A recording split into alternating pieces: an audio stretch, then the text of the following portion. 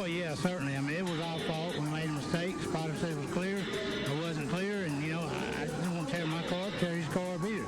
I respect everybody, and I demand respect. And, I apologized to the guy when he came over the car, explained to him what happened. And then he took it to another level when he started calling me an idiot and whatever else. And I don't appreciate that. I'm not going to take it. I told him how I felt. I called him out. He didn't show. And so, I'm good with it if he's good with it, but I'm not going to be disrespected by no means. Yeah, I guess I had a dinner date at Applebee's last night that I didn't find out about until it was too late. It's a shame. I love their riblets and boneless wings, but...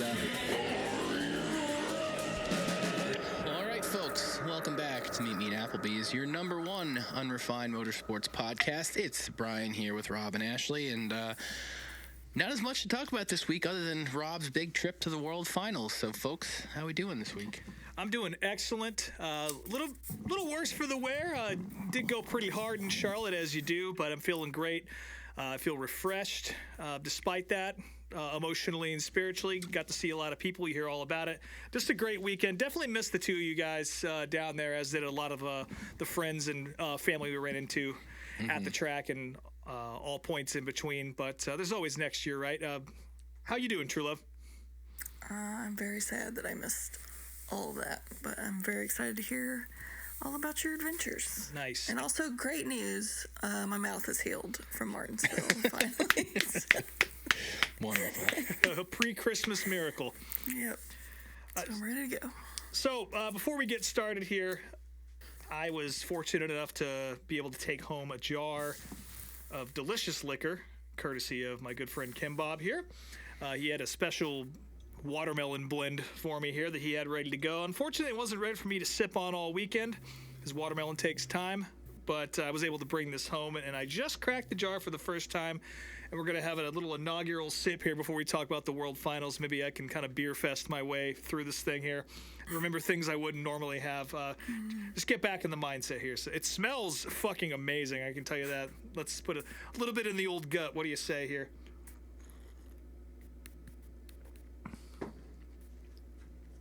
Jesus, that's wonderful. That's the best one.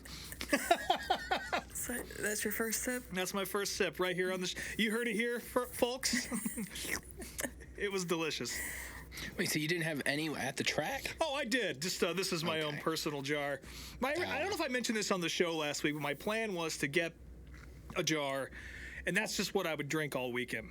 And I figure after 3 or 4 days, I could probably get pretty far into it. And, everyone shares and all that. But yeah, it just wasn't ready in time because there's real fruit in this thing. There's big old chunks of watermelon, which I'm excited to eat with a fork in a little bit. Here on a fucking Tuesday night. Happy Veterans Day, by the way. Not typically known as a drinking holiday for most, but I guess it is for me. But, yeah, I guess, I don't know, you guys want to just jump right into it here? Yeah, go for it. All right, sounds good. Well, like I said, definitely missed you guys, but you wouldn't have wanted my travel itinerary. I went to the airport had to wake up at 2:30 in the morning on Thursday to catch the bus. You've heard this story before. I don't have to really repeat it. It's a pain in the ass to get from Worcester to anywhere else in the United States.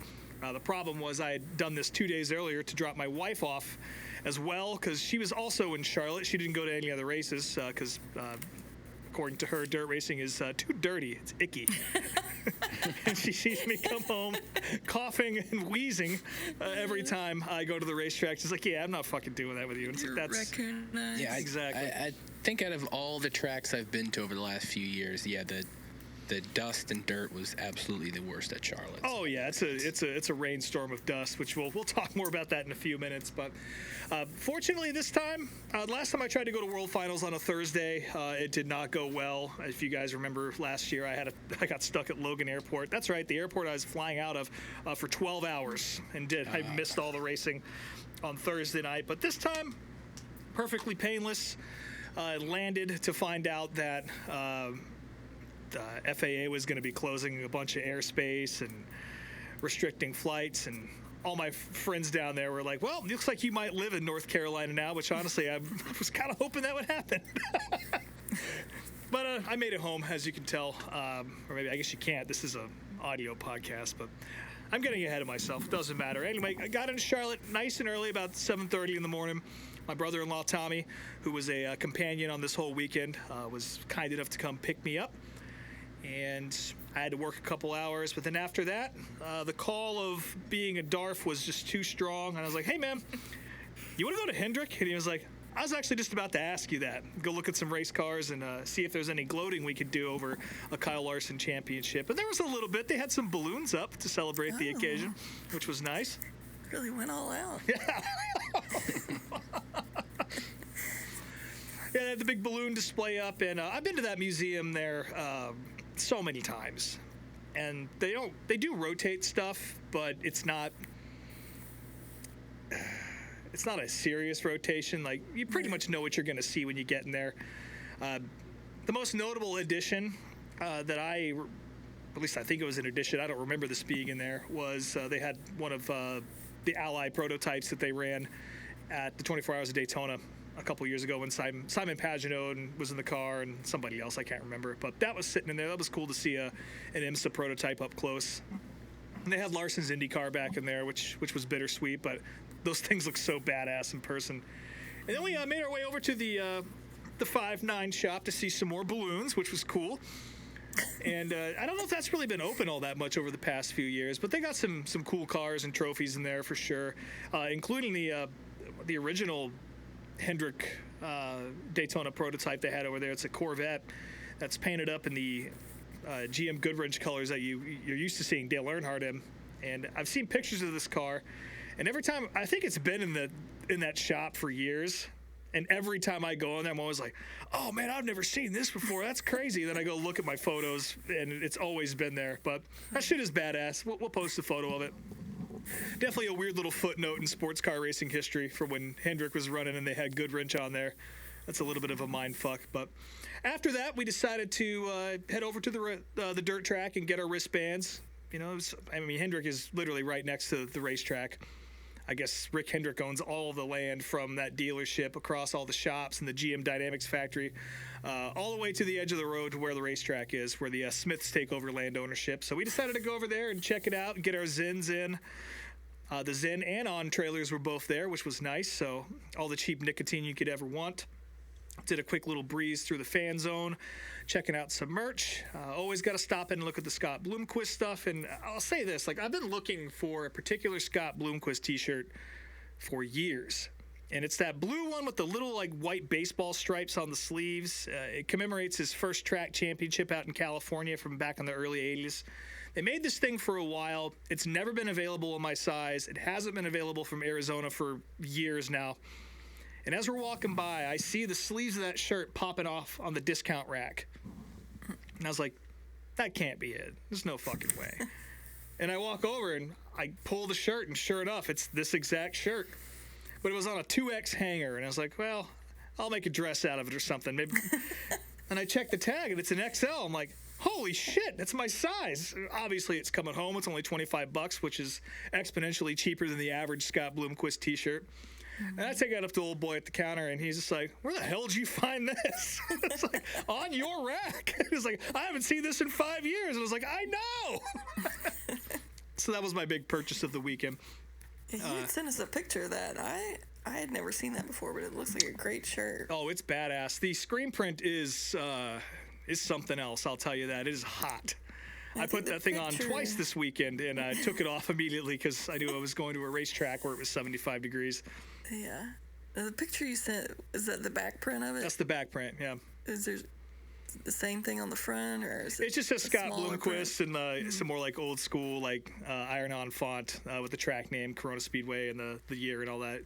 But Nice. Great t-shirt. That's been a holy grail of new merch, new stock merch for me, and I was finally glad to actually be able to take that home, because otherwise I'd be buying it from Brian in 10 years or however long it would take for him to get a hold of one. I have seen that before. I've just never bothered because I don't, unless I'm getting them cheap, I don't really buy newer shirts, but I have seen that before. Yeah, it's killer, but it's in my closet now, and we'll put it on when it gets a little cooler out there, because again, I kind of do wish it was a 2X though, so that you would have to wear it as like a moo-moo nightgown. Yeah, or I could tie it up with one of those little plastic things like Cyndi Lauper, like the little T-shirt tie.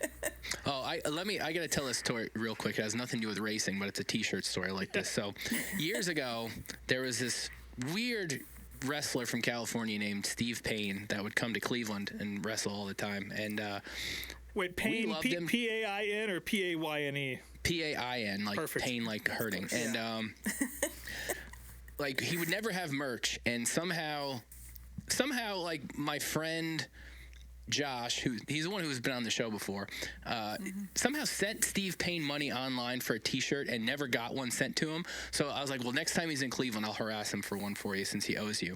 And next time he came, he actually had some shirts. He only had mediums and 3XLs left. And I was like, well, I know he's not going to fit into the medium since he's an XL, but I'm just going to get the 3X just for shits and giggles. And he tried the thing on, and it looked like a fucking dress.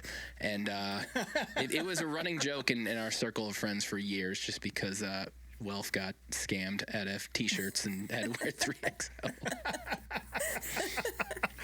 That's awesome. Yeah, that's usually the availability of dirt racing T-shirts at the end of a weekend is mediums and 3XLs.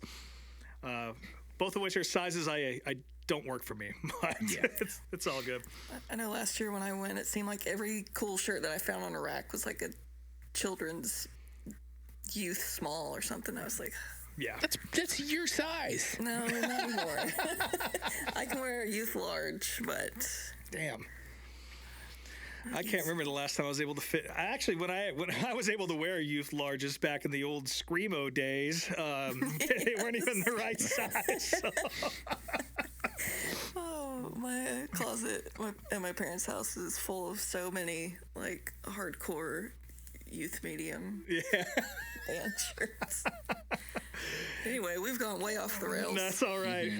Well, after this, we left the racetrack. I had to go back home and work for another 30 minutes and wrap some shit up. But it was lunchtime, so we decided to stop into Cookout, which I've never been to one during the middle of the day. I didn't even know they were open during the middle of the day. And it was pretty good. I'll be honest. I see why it's a nighttime establishment, but it definitely did the job for me. And for fucking $8 a tray, you really can't beat that. Cookout would continue to save me throughout the weekend. That was not the last time I went, that's for sure. The remainder of the visits were at a reasonable hour. But yeah, Cookout before 2 p.m., I give it a B+. Very good.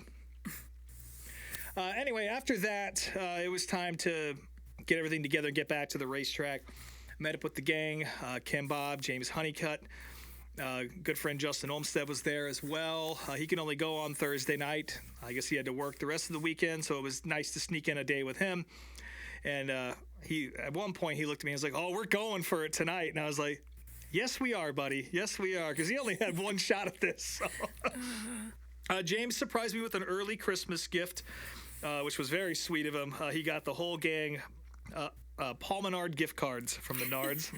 We talked about those earlier in the year, and I'm now the proud owner of one. I don't know what I can redeem them for. We don't have Menards or Paul Menard up here in New England, but I will hang on to it until Ohio, I guess. The Menards in Cleveland still has Paul Menard signage in the store. Everywhere. So. Yeah, that's what James is saying. It's like it's just like a shrine to this guy out there.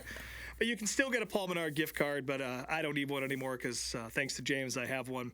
That's going to go over here in the display case until I go to Ohio again, which I suppose will be next year, because that's just the place I go to all the time now, I guess. They got snacks. You can go get snacks and shit there. So go buy $10 worth of lumber or something while I'm there. But yeah, started getting settled in on our seats. Pretty much the same location we've always been, same as last year, on top of the hill in between the track bar and the hospitality tents. Nice little row of lawn chairs. Again, shout out to James for getting there on Wednesday and getting those all set up nice and early. So we had primo viewing for the entirety of the weekend. That was killer. At some point during the weekend, we learned that I can do a good Johnny Gibson impersonation, which we'll get to a little bit later, especially when the megaphone arrived on Friday. But yeah, more on that later. Racing itself on Thursday was really good. I enjoyed all of it. There was some concerns of what the track was going to look like after the deluge that it happened last week and the mess that the Short Track World Championship was on Saturday and Sunday. But whatever issues they had were non-existent by the time everyone showed up on Thursday. There was Wednesday qualifying too, but unfortunately I didn't get to watch any of that. But I will jump ahead to one of the DARF of the Week selections I have for the week, as it relates to Wednesday night. A guy got on Worldwide Sprint Car Fans Facebook page, this guy named David Hansen, in regards to the Wednesday qualifying show. Of course, the format at the World Finals is Wednesday qualifying for Thursday and Friday heats. No racing on Wednesday, straight into heats on Thursday and Friday, and then the big show on Saturday. So we're just talking about hot laps and qualifying here. And this guy says, this format sucks. No one in stands. My first year sat through that. Next 5 years, no good meal at rig. Which I don't really know what that means, but I like his overuse of commas here. Yeah. I think his format sucks too. Yeah. Probably could have used a good meal at the rig, because it seems like there was way too many beers going down to send that one up. But that's an honorable mention for the DARF of the week. Bob Pierce, of course, Bobby Pierce's dad, the tall, cool one, was using our section to signal. He showed up right in front of us in his big pink T-shirt and his oversized oven mitts he was using to signal Bobby from there. So that was cool. I don't know if a lot of people knew who that was. There was a lot of people who knew who he was. I don't know if everyone realized the greatness that was standing in front of us. That guy's a fucking legend. But more about Bob Pierce later as the evening moved on. Never got my picture made with him, but we might have annoyed him a little bit. But anyway, super late models. We'll just get into the features here. Brandon Overton was on the pole, Nick Hoffman on the outside. Of course, championship race wasn't Bobby Pierce's just yet. He definitely had over 100 points on Nick Hoffman, so it was going to take some massive failures to give Nick Hoffman a shot at this thing, which I think we were all had our fingers crossed for. Sorry, Bob. But everyone in our section was pulling for Nick Hoffman. Bobby wasn't really all that fast, but he didn't. I didn't really even hear his name mentioned other than winning the title all weekend. Yeah, well, you got to hear it at the end of the race, but in 30 seconds we'll get to hear me bitch about that. He couldn't really lose positions. He basically had to make the A main and not fall back from wherever he was to ensure that he got the title by the end of Friday night, which is eventually how it ended up. Brandon Shepard got control of the race pretty early and hung on to it. Kind of looked like he was going to run away with it. But Hudson O'Neal driving that Kevin Rumley 6 out there with the little cowling on top of the air cleaner. The only car running that thing, a little aero bit that goes over the air cleaner. Who knows if that was the thing that was causing the car to go fast, or if that was just the distraction from whatever the fuck else was happening on it. But that car was an absolute rocket ship. And he caught all the way up to Brandon Shepard on the last lap, and I don't know what happened. I don't think Brandon had an issue necessarily with the car, but he went a little bit too high, and then old Hudson O'Neal was able to just stick it right there on the bottom and nipped him at the line, and it was a hell of a show. Big cheers from all of us. I'm not even a Hudson O'Neal fan. I was stoked to see that because it was so badass. And then the text started to come through. It was like, man, did you just hear what Ruben said on the broadcast? And so we all were trying to pull the highlights up and see what was going on. And apparently Ruben was so focused on Bobby Pierce down in 12th, and he had like a little line prepared for when his buddy Bobby crossed the line, that him and the Dirt Vision cameras completely missed the finish, focusing on Bobby Pierce, which is so fucking stupid. Yeah, so there was a good 30 seconds in between the time when Hudson O'Neal crossed the line and when he's finally like, oh, and Hudson O'Neal actually got it. It was like some Jamie Little shit. Yeah, it was bad. It was real bad. And what was the line, Brian? It was like, Bobby Pierce, number 32-time champion, or some bullshit like that. It wasn't even good. It was just a bullshit line. Yeah, I can't remember, to be honest. But yeah, the whole thing was a fucking mess. Yeah, Ruben's usually pretty good. He's great at his job most of the time, but his lips were so firmly attached to Bobby Pierce during that feature, I imagine that it just scrambled his brain, but whatever. Hudson O'Neal getting the big win on Thursday night in the late models. That was some big time shit. While we were waiting for the I think it was the big blocks to come out, or the big blocks were last, right? Anyway, Yeah. there's one of the breaks in the features. I decided to go pick myself up some dinner because, again, on a travel day, it's tough to really get any food in. You don't want to buy anything at the airport. There's not enough time. Went straight into working. I was surviving just on Cookout from like 1 in the afternoon.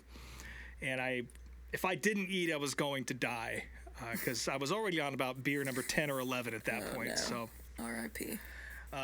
went over to the concession stands in the pits, and boy, that shit's expensive. $15 chicken tenders and fries, not worth it. The tendies were good, but the fries were just wet potato, pretty much. It's like you pull the potato out of the ground and let it soak for a couple days in the mud, and then fed it to me. And again, as I walked back to and I ate it. You were grateful. I needed it. And I kept trying to hand them off, but it was after I'd talked shit about the fries, so nobody wanted them. Another highlight of me walking back with that, before I even sat down or said anything, Kim Bob looks at me and goes, $15! And I was like, fuck you.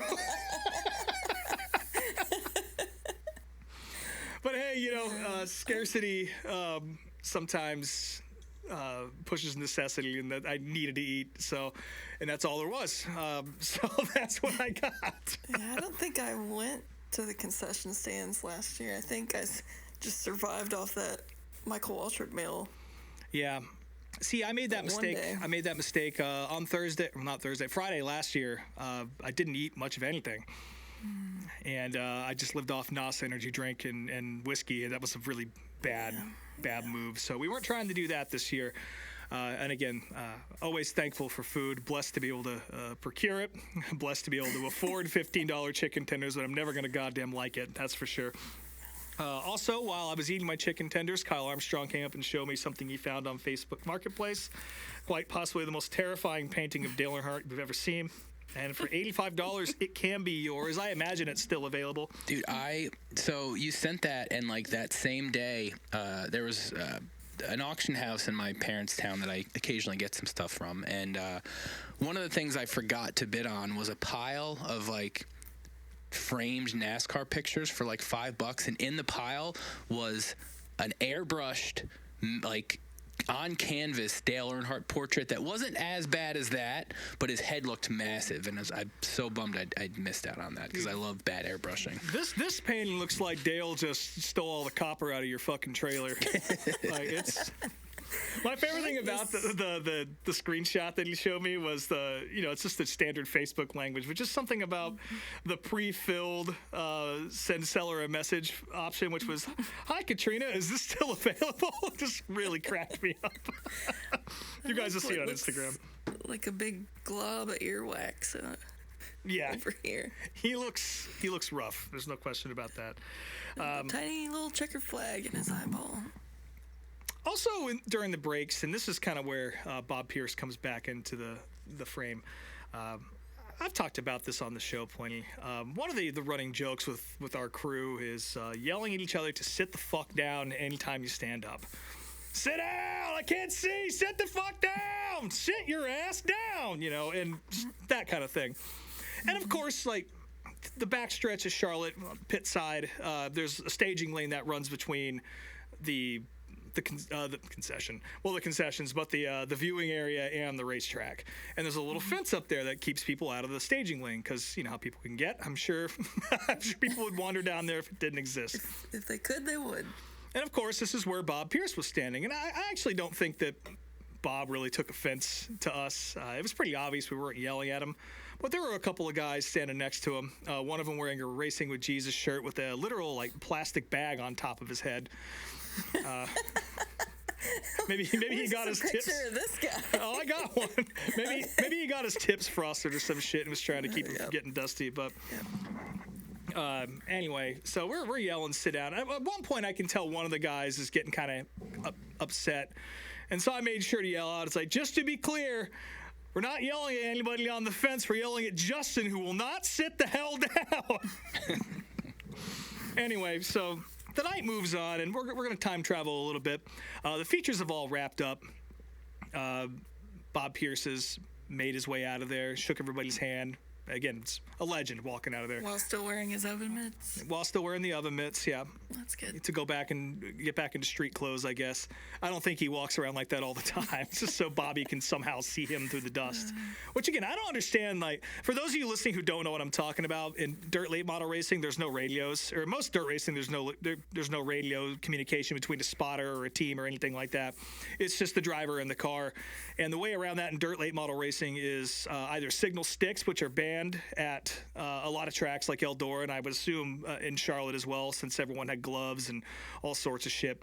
And these guys will signal their driver from the side of the racetrack using their hands, or if the sticks aren't banned, they'll have a couple pieces of PVC or whatever it is that are taped up or painted so you can see them through the dust and kind of know, like, what's happening around you, if you're about to get crossed, etc., what line is running the best, where it's coming in. Everyone has their own little bit of language to use when they're doing the signaling, but and again, I don't understand how these guys are able to see that, especially at a place like Charlotte, where it's just a fucking haboob dust wall at all times. But anyway, I digress. Into the night rolls around, and this guy leaves, and as he's walking away from us, I didn't hear this. This is how meek it was. He made sure to tell Justin, he's like, no one fucking tells me to sit down. Oh, no. As he's walking away, and Justin's like, nah, no, we're going to talk about this. So I don't know this is happening. Justin gets up and darts off into the night, which I've seen before. It's not, that's not unprecedented, so I didn't think nothing of it. And apparently he goes and finds this guy and is like, hey, man, just so you know, like, we weren't yelling at you. They were yelling at me specifically. That has nothing to do with you. It was like, I don't fucking care who you were yelling at. Do you know who I was standing next to? It's like, yeah, you were standing next to Bob fucking Pierce, and I'll tell Bob Pierce to sit his ass down too. Or something like that. And these guys are going at it, I guess. And of course, everyone was annoyed when Justin tells us this. Is like, how are you not going to say something? You're going to wait till the end of the night to scoot off like a little pussy into the dark and stew about it in your F-350 sitting in traffic. But anyway, Bob Pierce, for listening to this, again, I can't stress this enough. We were not yelling at you or your dumbass buddy who you happened to stand next to all night. Sorry your son ran like shit all weekend, but he is the champion. But more on that in a little bit. But yeah, that was Thursday night's drama. Jesus, really kicking things off. Yeah, the first of two potential brawls that happened surrounding our crew. Anyway, back to the racing. We're going to go back a couple hours here. The sprint car race was fun. Watching Rico Abreu win is always a treat. David Gravel did lock up the title on Thursday night, so that was all done and dusted, quite literally and figuratively, come into Thursday night. But still, anytime Rico gets to come in and bust up on the World Outlaws, guys, it's pretty cool to see. And I believe that's probably the last time we're going to see him, or one of the last times we'll see him run in the family painted, the Abreu Vineyards 24, before he teams up with Tony Stewart next year. So that was pretty cool to see him get one more win for the family exclusively. And then, of course, the Super Dirt Car Series, Matt Shepard picked up a win. Don't remember much else about that. Alex Jankowski was up there for a little bit, but he never really had the car to get it done. To answer everyone's question from last week, he did not run the freezing car as he had been all year. He's back in the 48, 46, I can't remember. I don't follow big blocks all that much, so maybe Brian can add some more details. But yeah, Matt Shepard picking up his win for the weekend on Thursday night. Any notes from that one? No, not really. I mean, it was a race. I watched it. Yeah, I don't know. It was fine. Yeah. I don't know. I mean, that's the big block races overall were all pretty boring. I'll say this. For the most part. I'll let you say it. Yeah. I mean, granted, listen, as the big block guy of the show, I'll admit that, especially when all three of these disciplines are at the same track. Yeah. Unfortunately, most of the time they're going to be the worst show. Being at Charlotte doesn't help things either. But I will say this though, nothing sounds better than a dirt late model, not a dirt late model. Sorry, that was a Freudian slip, wasn't it? Nothing sounds better than a big block. Yeah, no, I mean, they're badass. That roar and just the way they sound going into the corner, and you can feel it in the bottom of your guts. Like, man, those cars are bad to the fucking bone. Yeah. So I'll give them that. I don't hate when they're out there, but I'm definitely, after an hour, I'm ready for Cookout or the late models to come out. Yeah. But that was pretty much Thursday.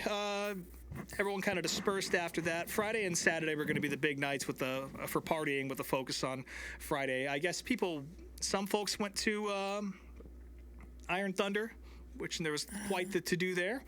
I guess a lot of the teams and drivers were over there hanging out. But I made the call. I looked at my brother-in-law. I was like, man, I can't fucking do this. I've been up for... It will be 24 hours by the time we get out there, and I have to be somewhat human to drink more tomorrow. And he agreed. So we took off, went back to the house, went to sleep. Wasn't all that dusty, and my wife wasn't back from business in Raleigh either, so I had the little sofa bed all to myself. So I'm not taking a fucking shower tonight. Fuck this. Just starfished out. She's real dusty for her when she comes back. I did I went into the bathroom. I ran my hand under the sink and like rubbed my face, and I was like, nothing's coming off. Must be fine. So, went straight to bed. Woke up the next morning. And really nothing to report up until we got to the racetrack. Just work and shit like that. Now, was this the morning that your nephews or nieces were playing the song of their people through the door? Well, that was every morning, but yes, this was the first time. I woke up to the sound of my nephew parked outside of the room I was sleeping in, playing some song on repeat off of a little like RC truck he has that plays music. Hell yeah. And I was like, this is exactly what I don't need at this moment. Fortunately, I didn't tuck into the liquor too hard on Thursday. It was just beer, so I was able to get through it pretty good, and my body really needed to sleep, so it was just fine. I love my little nephew there, but yeah, he could really take the music somewhere else.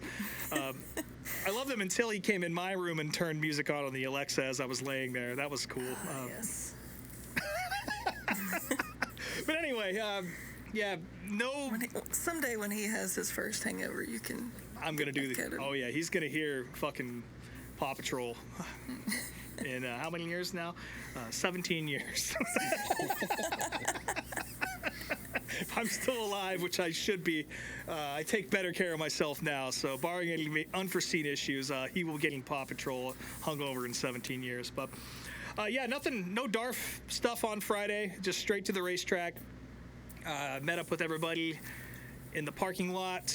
Of course, there's a whole selection of moonshine and nips just waiting for me. I show up, and unfortunately, my brother-in-law was unable to make it on Friday. He had some family plans and wanted to hang out with my wife, of course, his sister. You know, he doesn't get to see her very often, so he chose Friday night to be a good guy as I went off to the racetrack by myself and drank myself into a hole in the ground. But anyway, I meet up with everybody. Ken, Bob, James, Big John's there, a couple other folks, and I get greeted with 2 jars of Shine, root beer, and I forget what the other one was. Peach, maybe? Got to sample those. Oh yeah, we got these little old smoky, like they tasted like milk. They're like the vanilla coffee ones or whatever the fuck they are, or butterscotch or whatever. When you said old smoky for a second, it's like I thought you were talking about like Hot Links or something. I'm like, no. This was like store-bought moonshine. So I tried the great shit, which again, incredible stuff. I'm about to have another sip of this, and then I capped it down with a little nip of the store-bought stuff, which was also delicious. Tastes like a Werther's original. I like that. And before I knew it, I had a Crown and Coke in my hand for Scott Bloomquist. All this took place within 2 minutes. So I'm already... Jesus Christ, what a concoction in your stomach. Good Lord. And it was about this time that our first very esteemed guest and former friend, not former friend of the program, he's a current friend of the program, former guest of the program, multi-time guest, in fact, Kyle Yala showed up, which we all love that guy. Yeah. I don't think I speak for the group when I say that he is one of the sweetest people we have had the opportunity to meet through this podcast and through the racing world. He's just such a sweetheart, incredible energy and wonderful guy. And he brought his girlfriend Cassidy with him, which I was really looking forward to meeting her. If you're going to be dating a guy like Kyle, you've got to be pretty good too, and I was not disappointed. This was her first race of any kind since she was a little kid. I guess she went to somewhere with her grandma when she was younger, but she rolled up looking the part. She had the Larry Pearson jacket on.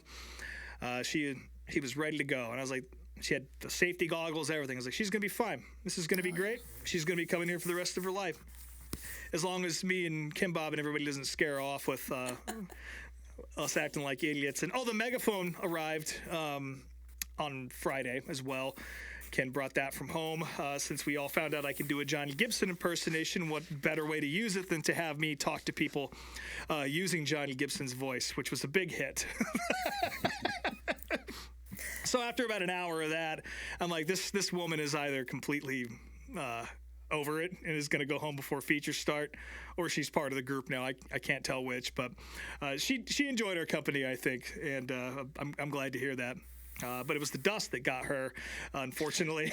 I was gonna say, like, for your first dirt track race, and God knows how long, like, Charlotte's one of the worst experiences. Well, this is her first dirt race period. I think she went to an asphalt race when she was really young. So yeah. Not only do you get the shittiness of Charlotte's track itself and how dusty it is, and just general not the most exciting racing in the world, but you also get the bullshit that involves an SMI track of security and expensive food and drink and stuff. $15 just wet potatoes. $15. The exact opposite of like what a real dirt track experience is. So we'll have to get her to an actual track next year. I will say this. The group kind of split off, and as we were walking in, the sprint car heats were about to roll off, and we were coming in from the grandstand side to go through the sprint car pits. And I was like, man, let's go up in the grandstands real quick just to see a heat so you can see what it looks like from this side. And hopefully this time's out right. They'll just rip by as soon as we walk up. And that's exactly what happened. We found a seat in the front row, and I got to say, like, that might be the best seat in the whole fucking house. Entry of turn one, very, very first row. Just clean view of everything. You're not really getting pelted with dust. That's more reserved for the backstretch and the corners. But, man, that was killer to see from that spot. Then we made our way around back and found our chairs, and shortly after that, she was a good sport. She made it through the heats, despite multiple attempts of me trying to offer a bandana. She probably saw how dirty we already were and knew I was here the night before, and was like, yeah, it's been on your gross-ass mouth for the past 24 hours, so we're not going to do that. Could have got her one of those cool gator, I know, merch with a skull face on it or something. I think it just wasn't for her. And I'll say this, like, on Friday night, the dust, like, your glasses didn't do shit. Yeah. Like, it was coming at such an angle that, like, you felt like you weren't wearing glasses or goggles even though you had them on. And it was tough even for me, like, having to squint all the time and wipe my eyes out. And yeah, it was a rough one. So I can't think of a worst night to bring somebody to the track for their first time. But she was a good sport, but they did leave after the heat races, and then and that was that for them. But yeah, thanks for coming out. Really appreciate it, and it was great to see Kyle for just a little bit. He did come out on Saturday as well and got a full night in on where conditions were much more favorable. Definitely picked the wrong night to bring her out. Oh, dang it! Because Saturday was just fine. Let's see here. Lots of friends on Friday night. Friday, I think, was actually probably more populated than the other two nights. It was the biggest crowd in the history of the dirt track on a Friday prelim night, and you could tell. The grandstands were almost completely full. The backside of the pits were completely full. It was great. But we did get to see a lot of friends as a result. Of course, Cameron Nouveau, sorry if I busted up your last name there, but better known as Altered Stock on Instagram, one of the best photographers in the fucking game. Mm-hmm. Him and Nick Zeb, another incredible photographer, stopped by to say what's up. We sat around and shot the shit for about half an hour, something like that. A couple of sweethearts, man, and their work is amazing. I believe they do both have prints for sale, so if you are interested in having some amazing race car artwork on your walls or in your man cave, or just taped onto the windshield of your car, blocking half of it, so you can always know what a race car looks like. I know for a fact that Cameron does, so go check out Altered Stock on Instagram, or Nick Zeb, and you can have some beautiful sprint car and late model artwork in your home. Also, Matthew Dildner stopped in for a little while, which was nice. He was out there covering for Flow Racing, whatever limited coverage they're allowed to do at a World Racing Group event, and he stopped by and sat with us for a good while. We talked about modifieds and all sorts of stuff. And again, just a great guy. But Matt needs no introduction. Everyone knows who that guy is. Was that the night that you sent us the video with Matt? Yeah, and he did not want to be a part of it. He did not at all. Well, because Kenny kept fucking making notice that he was there. And we got Matthew Dillner in the house watching the races. The camera pans to him. He's like, I don't know, these fucking assholes. Trying to sink into his chair as far as possible. Yeah. Yeah, it was great to see Dillner for a little while. Yeah, he hung out for a little while, which was nice. As far as the action is concerned, Alex Payne picking up a win in the Super Dirt Car Series. Probably the highlight, not highlight, but the most notable event from this race was Tyler Series' just monster wreck. It was bad. It was real bad. From I mean, I know you didn't really actually see it, but from watching at home, they showed the car coming to a stop for about 2 seconds, and it just looked like a complete carcass. Like it definitely gave me vibes of Stewie's wreck earlier this year, and they never showed a replay, even though they announced he was out of the car unconscious and all that, and. Thankfully, the updates have been pretty good. Like, he's out of the hospital, concussion, I think some broken ribs, but I don't think he was hurt as bad as Stewie was, and seems like he's going to make a full recovery. So good to hear, but I do wish I could see it. Like, Yeah, you never want to feel that as a fan at the racetrack or just being at the track. Obviously, Tyler got it worse than anybody, but just when it goes that silent and then the silence continues and then the tarps come out and it's like, oh shit, I think in all the years of going to races, I've been lucky enough to not experience that in any car or any discipline or whatever, so that's... Yeah, I've seen a couple. I would say this is by far the most sobering I think I've experienced. Yeah. But, yeah, once we got word that he was alert and out of the car, it kind of eased the mood a little bit. Then we can get back to using the megaphone. There was a moment where, when the red flag happened, I don't think Kimba was watching, but he reached back towards me. He was like, "Give me the megaphone, big man." And I was like, "No, we're not doing that right now. Let's give it a second." I think someone's dead over there. Jesus Christ. But yeah, Alex Payne picking up a big black win at the dirt track in Charlotte on Friday night. Super late model show. Jonathan Davenport led wire to wire, and Bobby Pierce finished God knows where. Again, a non-factor yet again, but that was pretty much enough for him to make the title. All he really had to do was just make the A main and just kind of hang in there.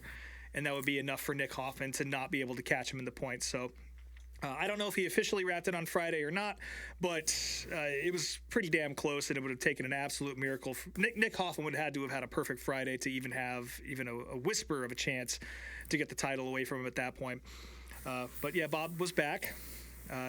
He waved at us all again, so I don't think he was too mad at us from Thursday night. 410 show was... his friend back? No, that guy never came back.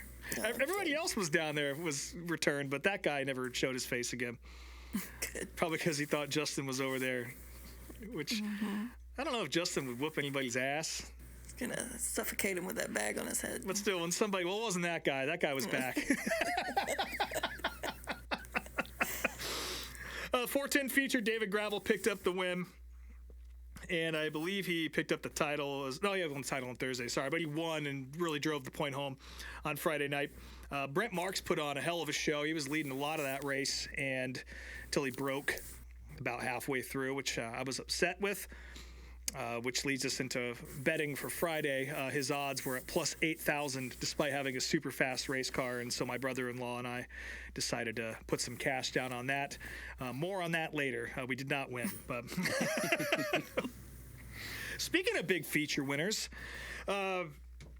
so apparently, I don't know if this was last week or if it was like on Wednesday or whatever, but before the World of Outlaw late models picked up the Real American Beer sponsor, they printed off a bunch of checks without the corporate sponsor on them. You know the big checks they hand out in Victory Lane, right? Yeah.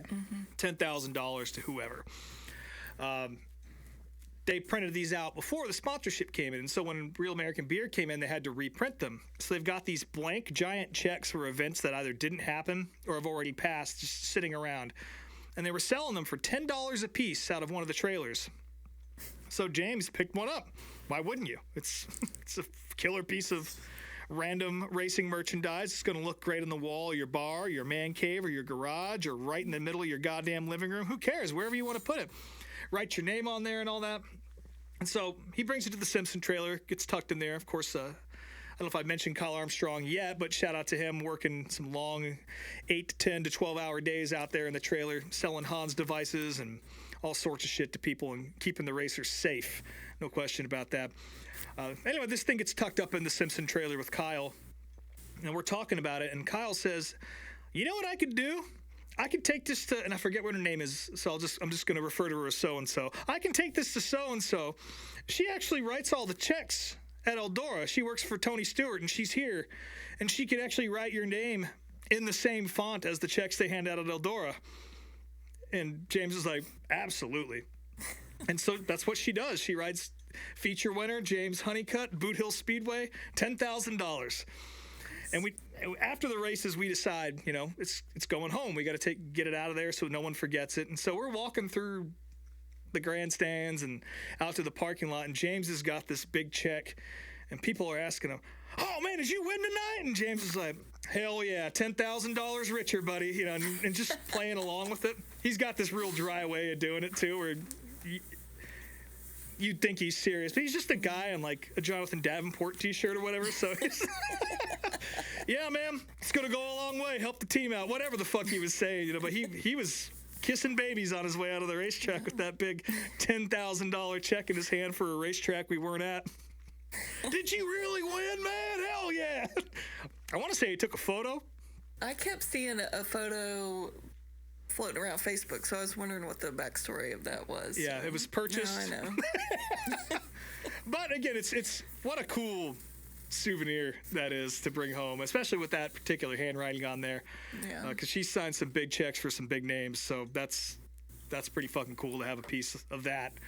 Yeah, see, guys, James did not win at Boot Hill.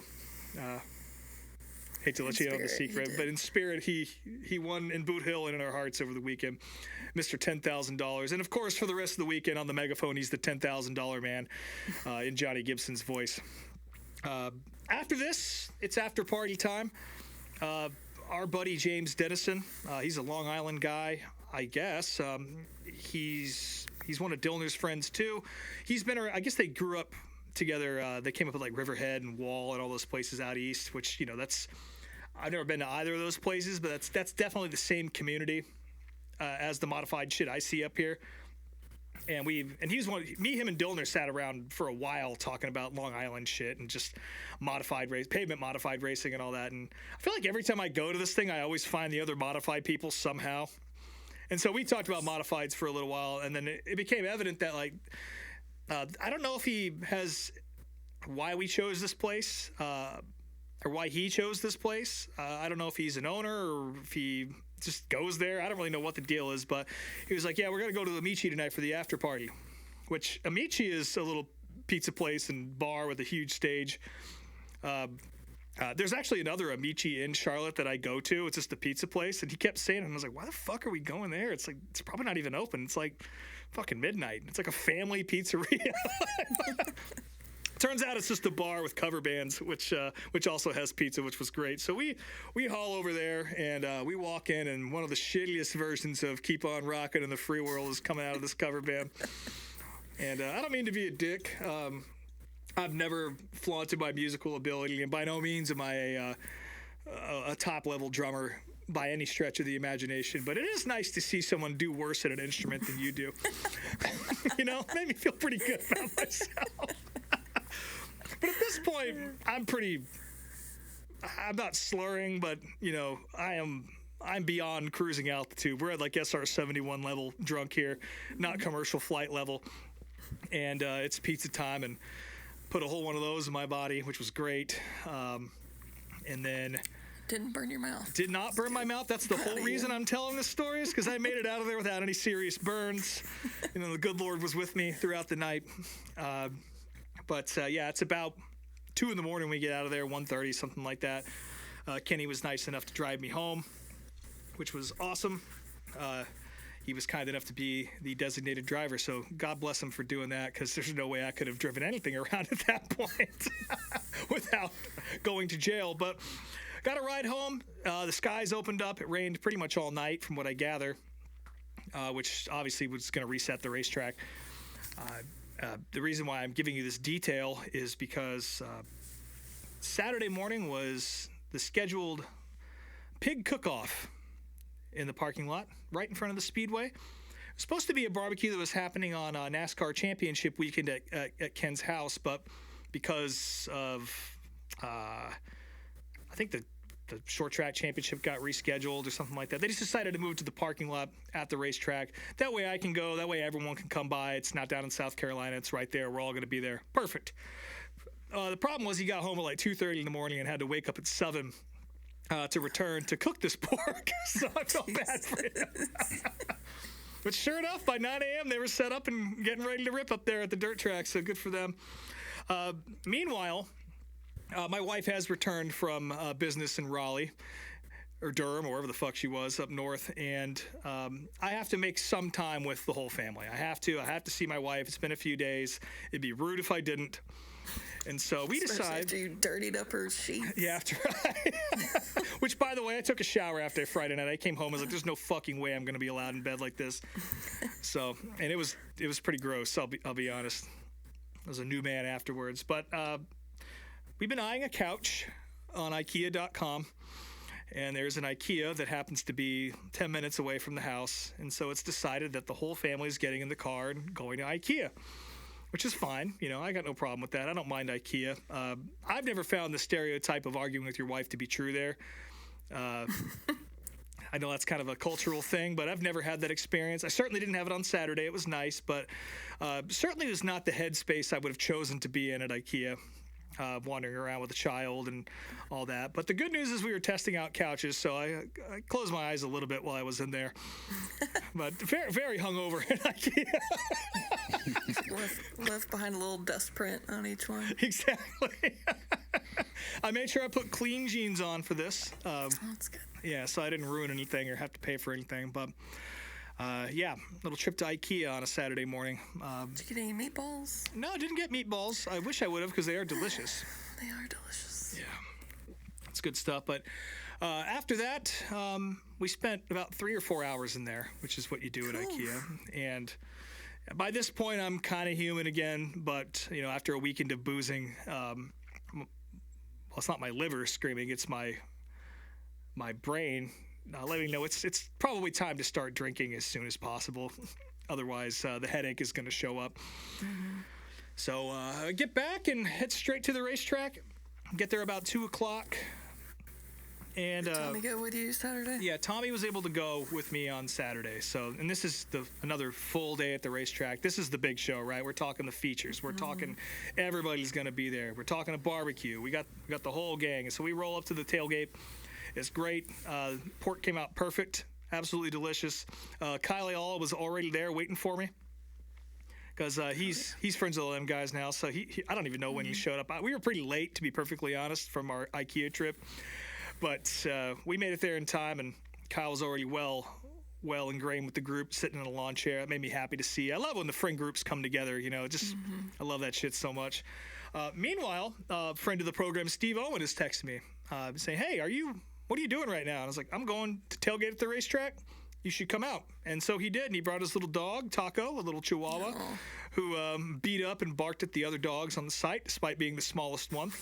Definitely an act of dominance.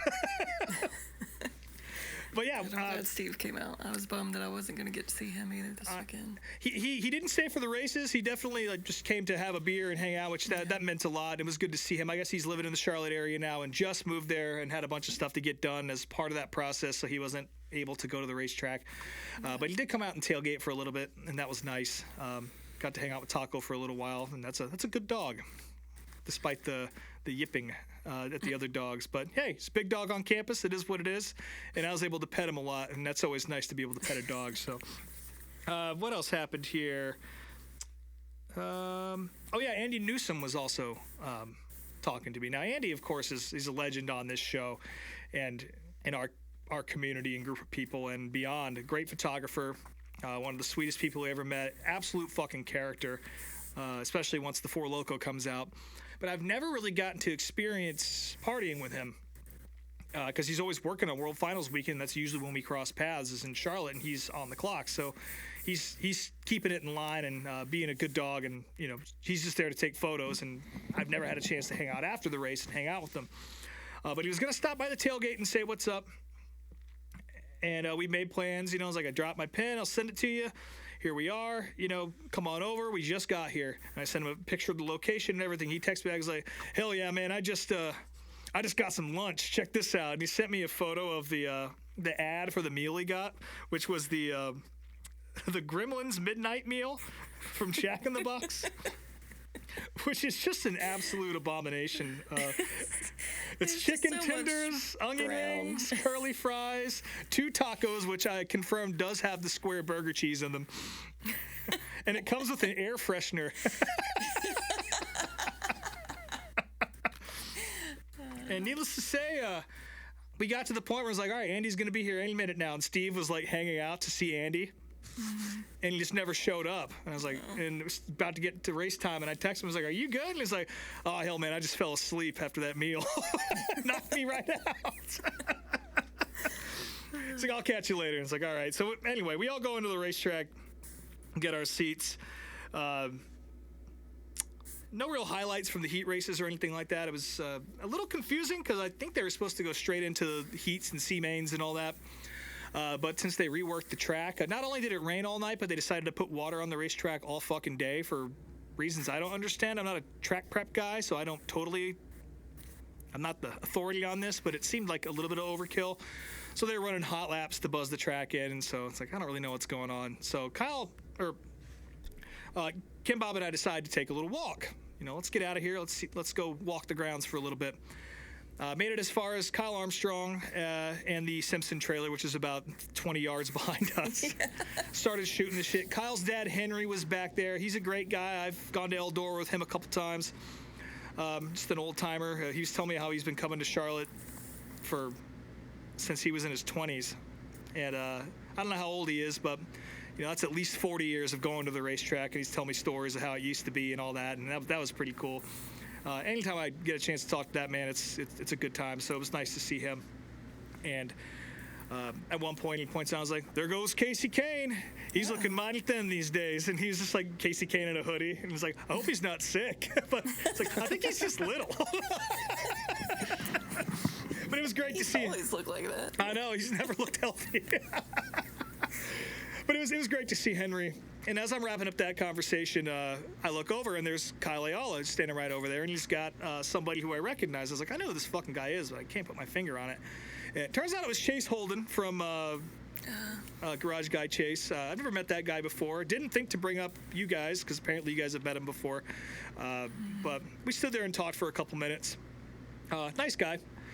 I've definitely seen his content before, and I guess he's dipping his toes in the dirt world, so if you follow him out there, you've probably seen him in that crisp-ass jacket ruining that thing, their track in Charlotte. I don't know if he's got anything else other than what he's posted, but keep your eyes peeled for that, I suppose. Also had a wild Sheldon Creed sighting.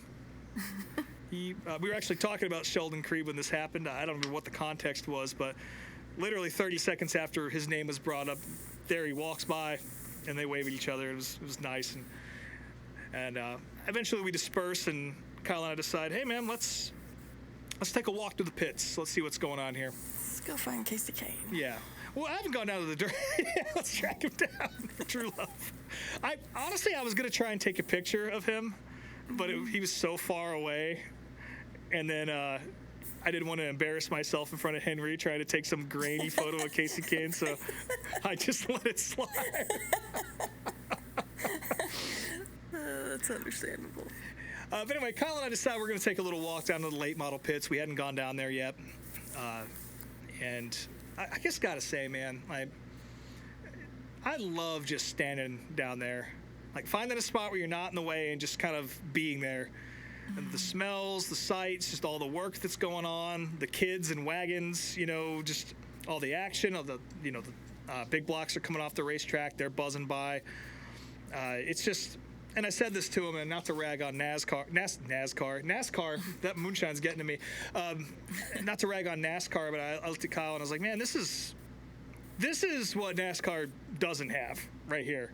Like, this is it. Like, just whatever feeling I'm feeling right now being amongst this is the thing that is not duplicated in the more major levels of motorsports that I wish they could get a handle on. I don't know if you can, because I just feel you're 100% right. Yeah, I mean, NHRA does it, but that's a different crowd, and I think there's just too many DARFs and casuals that get in the way. I agree with that, and I think that's 100% the reason why they don't do it. But still, that is the thing that makes short track racing so special, and I recommend everybody experiences that at least once. And of course, as the sun is setting down there, it's just absolutely beautiful, and the lights are starting to pop on the cars and all that. And also, Bobby Pierce, we got to watch him dragging his backup car out. They switched over to the red one from the Eldora car, probably because it wasn't running all that well the first 2 nights, and he'd already won the championship, so it was time to go for broke. So they pulled Old Reliable out. So we got some pictures of that. Stood next to it for a little while, darfing around. Good stuff, man. I just love standing on it. Last year it was with Matthew Dillner and his son, just kind of hanging out. This year it was with Kyle. There's just nothing like standing down there with a friend and kind of taking it all in. I really, really enjoy the shit out of that. But about this time, it was getting to be C-Main time, so we decided to get back up there and take our seats. As we're walking back up, I get a text from Andy. He's like, hey, man, I'm free. I'm coming to see you. Where are you at? So I send him the location. In a few minutes, Andy pops up. He can only be there for a couple minutes because he's got to get down there for the late model stuff, but always great to see him. No photo evidence of this, like the Bigfoot type creature that he is. There's no photo evidence of seeing Andy at that point. I was like, God, I hope that's not the last time I see him, because that would suck. Just to get a hug. He did show up later, but we're not quite there yet. We have a seat. The 410 race is about to kick off. They moved that to the front of the program tonight for reasons I'm not 100% sure of, but they did that. Of course, my brother-in-law and we had money on Brent Marks for that plus 8,000 bet. He was starting from 5th. Really, really excited to see what he can do. David Gravel, of course, I can't remember if he started on the pole or if he was ahead of him, though. And Gravel just takes off, and he's dominating this race. It seems like no one has anything for him until David just, loses the back end and backs the car into the wall all by himself, which got the biggest cheer out of me that anyone has heard this entire year. I whooped. The megaphone came out. We were fucking stoked, because now there's a chance that Brent Marks is going to win and bring home the money for us, which he ended up not doing. But it was cool to see Buddy Kofoid pick up the win. Of course, my Johnny Gibson impersonation came out for that. Also, my favorite thing to do, now that I have discovered this special gift of mine, is to just yell out high-limit catchphrases in Johnny's voice. That got a big kick from the crowd, because that's a lawsuit right there if Johnny were to actually do it. But every time you mention that megaphone this weekend in a group chat, all I could think about was Pauly D. Just imagine you screaming, "Cabs are here." Yeah. All weekend. And this is around the time, though, that the second altercation of the weekend took place. And again, we're not fighters. It kind of happens around us, but I'm sure that we don't help matters. A friend of ours from the Chili Bowl, she shows up with somebody. I assume it's a date of some sort. This guy rolls up in an Armani Exchange black T-shirt and white soft cotton shorts, and it's just oh, this is not going to go well, is it? He was nice enough, I guess, and again, I know this girl from the Chili Bowl, so we were talking about Tulsa and all that. Are you going to be there next year? Blah blah blah, whatever. And then so she's there. She's hanging out. She's going to sit with us. Cool. Haven't seen this girl in a while. She's fun, and her date or whatever is just kind of standing around talking to people. It's it's clearly never been around anybody who that close of an approximation to a hillbilly in his life, even though no one there's really all that redneck. But this guy's a fish out of water, you can tell. Meanwhile, Is his name Pauly D? no, he did kind of have that like goofball Gen Z haircut though. Yeah, definitely a different tax bracket, at least by appearances anyway. As this is happening, there's another guy who looks a little bit more like he belongs, this redheaded kid. He's got like a camo hoodie on. He's a dirt racing guy, you can tell. Kind of young, and he's like apparently harassing her about like, hey, gotta buy you a drink. Oh, no. And she's like, no, I can buy my own, thanks, which I love that response. It's good. Yeah. And he was upset about it. And this guy stepped in, apparently. And this is all happening behind me, so these details might be a little off. But, you know, this isn't journalism. This is storytelling. This is Meet Me at Applebee's. Exactly. And apparently this guy is just like, yeah, I'm her boyfriend or some shit like that, trying to do that thing. And then this guy's like, man, fuck that, blah, blah, blah. And like, they start screaming at this dude who's never been to a racetrack in his life. And he's just like, I'll fucking kill you, man. If that's your girl, I'll leave you alone. But if you're trying to pull some bullshit on me, I'll fuck you up, you know. And me and Kyle and Tim Bob and everybody just kind of looking at each other like, man, not now. And I was about to pull the megaphone out and Johnny Gibson their asses, you know, please step back. It's, you know, or whatever, you know. And this guy, like, kind of comes in front of me and James, because we're sitting next to each other. He's like, man, that guy's crazy, blah, blah, blah. He said he's going to fucking kill me. And just, I'm like, no, he's not. He's drunk. If you just go sit down up front, there's in your chairs there, this will probably go away. Like, it's okay. And he's like, you guys got to defend me if something happens. And I'm just like, fuck, I don't know. I want to see this fight. But he's like, he kept saying, he was like, I'm a doctor. And I was like, what the fuck does that have to do with anything? Like, it's chill. Like, these things will die out and they'll go away if you just let them be. That guy's drunk and his friends will take care of him. And if not, and some shit goes down in our section, then we'll put a stop to it. That doesn't mean I'm helping you necessarily, but we're not going to have this in our little gaggle of lawn chairs here. Anyway, so he sits down in like a children's-sized chair next to next to his date, who doesn't seem thrilled by any of it at all.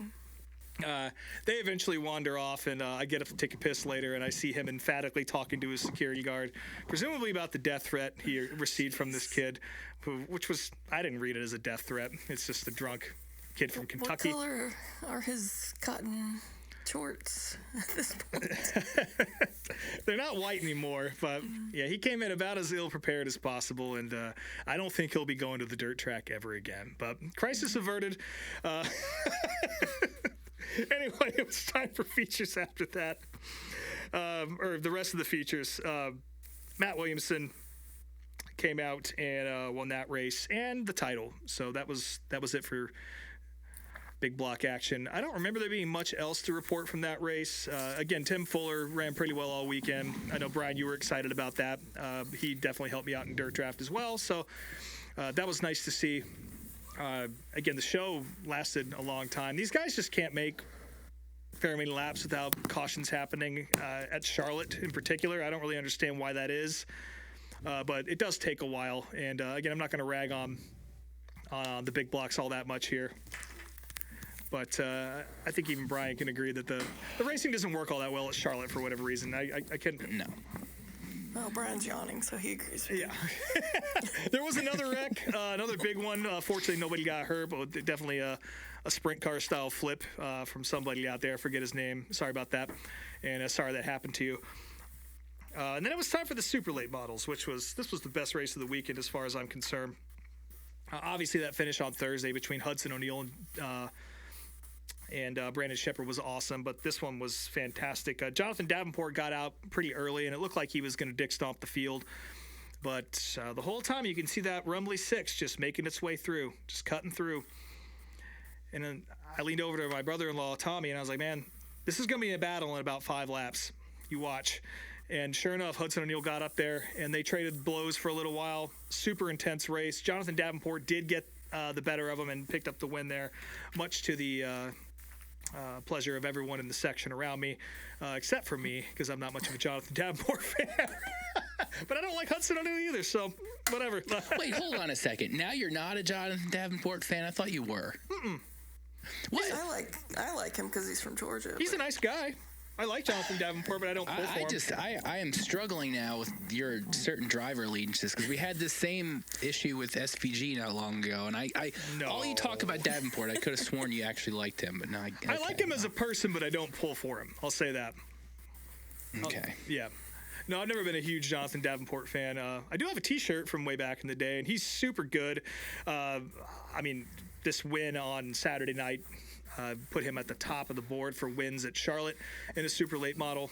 I mean, he's about as good as they come. There's no question about that, which partially drives why I don't want to see him win because he wins too much. But hey, you know, you got to pay for the Longhorns cattle he has somehow. He's got Watusies, not Longhorns, excuse me.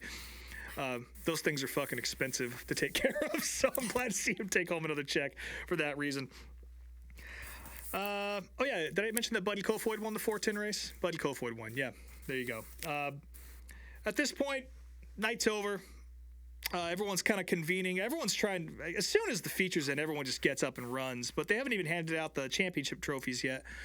And at this point, you know, Kyle Armstrong had gotten off work and he come over, was sitting with us and watched all the features. Again, that super late model race was a barn burner. I recommend watching it again at home on Dirt Vision, or if they posted it on YouTube, just watch the highlights. But he's like, man, everybody always leaves, but there's more fireworks after this. You know, let's just hang out and listen to what these guys have to say and enjoy the night and let all these idiots deal with the traffic. And I was like, that's a great idea. So we all kind of stand around, and about this time, Andy Newsom appears. And now he's got the photo vest off. And I was like, oh, man, this is great. I was like, can I get you a beer? And he's like, hell yeah. And I'm reaching in my backpack and he's like, oh, wait a second, man. Hang on. And it's like, he finds this, like, Silver Bullet Coors can, like, in a pile of trash lined up against the fence. He's like, oh, man, we got a ground score here. And he picked it up and just pounded it. And I was like, fuck yeah. Like, so you can drink now. I was like, yeah, I'm off the clock, man. I'm ready to go. And we stood around and finally got the opportunity to drink a beer with Andy Newsom after all these years. I've never really had a chance to do it. Again, it's been all business with him. He's awesome about separating that. I get why he has to do it, but it breaks my little heart every time we can't party. And finally, we got to shotgun a beer together. And it was glorious, and the angels rejoiced. And as we're standing around shooting the shit, he I don't even know if this is in context, but he ripped off my favorite quote of the year. And I wrote it down after he said it so I wouldn't fuck this up. He says, yeah, I'm just a bald man trying to exist in a hair-having world. What?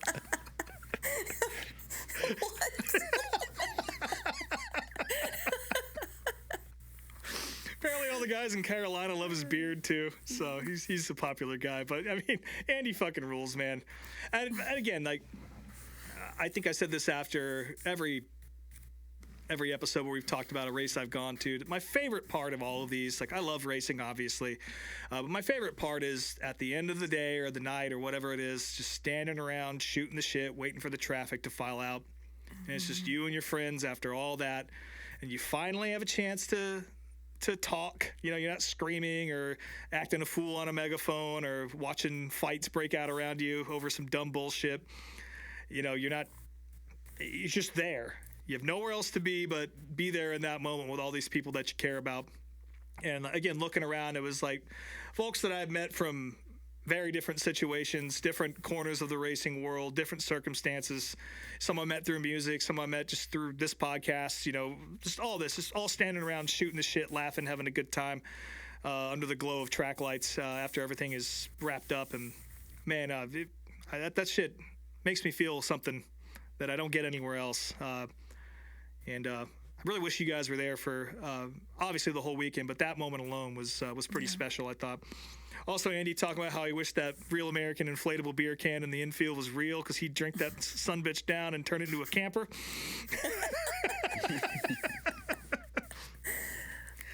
He's full of great quotes. Yeah, I don't know how he comes up with them. I really don't. But as far as I'm off.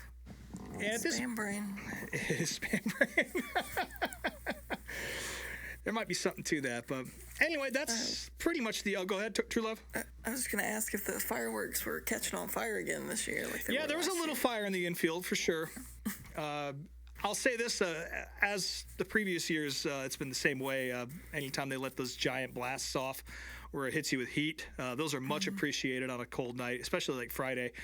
Thursday was pretty chilly. But the rest of the weekend, it was pretty awesome. It's just hoodie weather. It's absolutely perfect.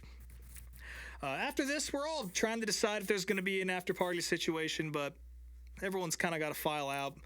You know, I got family stuff to do the next day. Everyone's got cleanup to do, and we decide, we're just going to call it. It's already like after midnight, so what good is going to come from any of this if we go out? So we go our separate ways, and one last trip to Cookout. So I bookended the entire weekend with Cookout, and this is obvious, but I'm happy to report that it does hit better when you're pretty drunk at 1 in the morning. Then after that, that was it. Family day on Sunday, and then I flew home yesterday morning at like 7 a.m. One note from that was kind of funny. We got stuck circling Logan on the way in because of the weather. And they told everybody to put their seatbelts on, did the whole like landing procedure, and then about an hour passed because we're just circling and people kept getting up to go use the pisser or whatever. Never made another announcement again that we were really actually coming in for landing, aside from the main flight attendant coming on and saying, okay, if you are in the lavatory, do not come out, stay in there until we land. And then like 2 minutes later, we just hit the deck. Yeah, there's no seatbelts in there. I can't imagine taking a hell ride on a plane shitter, but it sounds like somebody may have. I looked around as I was coming out, but everyone stands up after a flight, so you don't really get a chance to see someone. Yeah, you gotta like check their pants legs for blue splashes. I mean, it's not a Greyhound. It's one of those vacuum toilets, but still, there's no seatbelts back there, so I would imagine that probably hurt pretty good coming in for a Navy-style landing at Logan Airport, but that was it. The World Finals. I don't think there's much else to report from that. Do you guys have anything else you want to add from watching from home? I didn't watch from home. I couldn't get the illegal stream to work. Damn, girl. But I did just live vicariously through your text messages, which I thoroughly enjoyed, and was very sad that I missed out on all of it. Yeah, again, I definitely missed the shit out of you guys down there. Lots of great people. Again, pretty much every guest we've ever had on this show was present on the property. And again, the World Finals, the racing there, it's not always the best you're going to see every year. There's plenty of places you can go to see better racing, but just the sheer amount of cars that are there and the sheer amount of people that are in town for it, it makes it all worth it. And I look forward to next year, which is November 4th through 7th. If you guys are making your little plans there, I've already got it penciled in, and I believe that falls on championship weekend yet again. Oh no, I kind of wanted to go to Miami. Well, we'll watch it from the parking lot at Charlotte. Yeah, that's the World Finals. I know I missed a lot there, but we're already about an hour into this thing, and we got more to talk about, so I'm sure those stories will come out when you come see me at a racetrack sometime, which all you fuckers listening, come say hi, please. Do it. Yeah, we got to make something work next year to be in the same location. Yes, we do. Yes, we do. Yeah, World Finals. Great event. We're going to have one more little sippy of moonshine here. Maybe I'll eat a little piece of watermelon here. This stuff is so good, I'm telling y'all. Oh, I guess we could get this other DARF of the week out of the way. This is a submission from the same guys I was hanging out with. I don't even know exactly what this is in reference to because I don't follow B-Mods or anything like that. But Derek Hufford gets on Facebook and says, I hope anyone with common sense reads this. Fuck Nick Hoffman. Fuck Elite Chassis. If you make rules, they are rules. Don't let a douchebag muscle you into changing them. The rules were out for a week and he made you change them. Fuck him. Fuck his chassis. Grow a pair, Sam Driggers. It's funny. IMCA and USMTS are surviving without him. A couple of laugh emojis. This is why UMP racing is failing. And I only bring this up because Nick reposted this, and his caption was, you know what? Hell yeah. So I appreciated that. By the way, Nick Hoffman made up a significant amount of points. Obviously not enough to get Bobby Pierce in the championship. But I think he was within 56 by the end of the weekend, so that was a hell of an effort from him and the 9 team this weekend.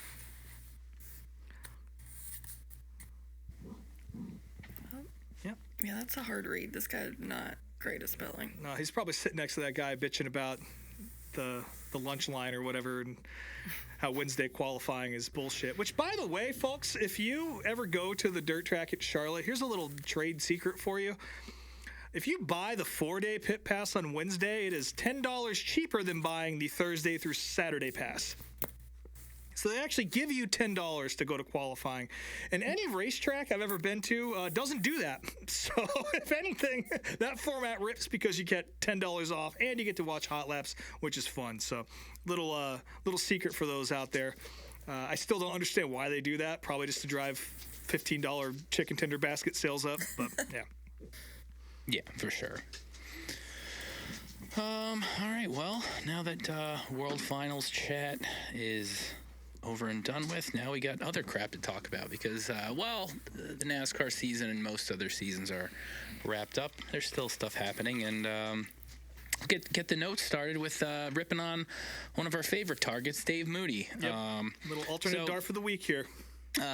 I don't know this podcast he was on, but Max Verstappen was on some podcast, and he was talking about, enjoying oval racing and if he would ever do it, and he brought up the risk of injury, which, compared to most F1 races, I mean, I don't know if ovals are technically more dangerous. I mean, I guess they can be, at least if, in an F1 or an Indy car, yeah, for sure, they're more dangerous than a stock car, but yeah, he brought up safety basically as to why he isn't necessarily interested in giving it a shot. And Dave Moody responded with, LOL, hitting the wall at 370. Yeah, which Max said that I don't want to hit the wall at 370 on an oval, which, remember, he's European. Yes. And they're talking kilometers per hour, not miles per hour. And so Dave comes in, and just says, LOL, hitting the wall at 370.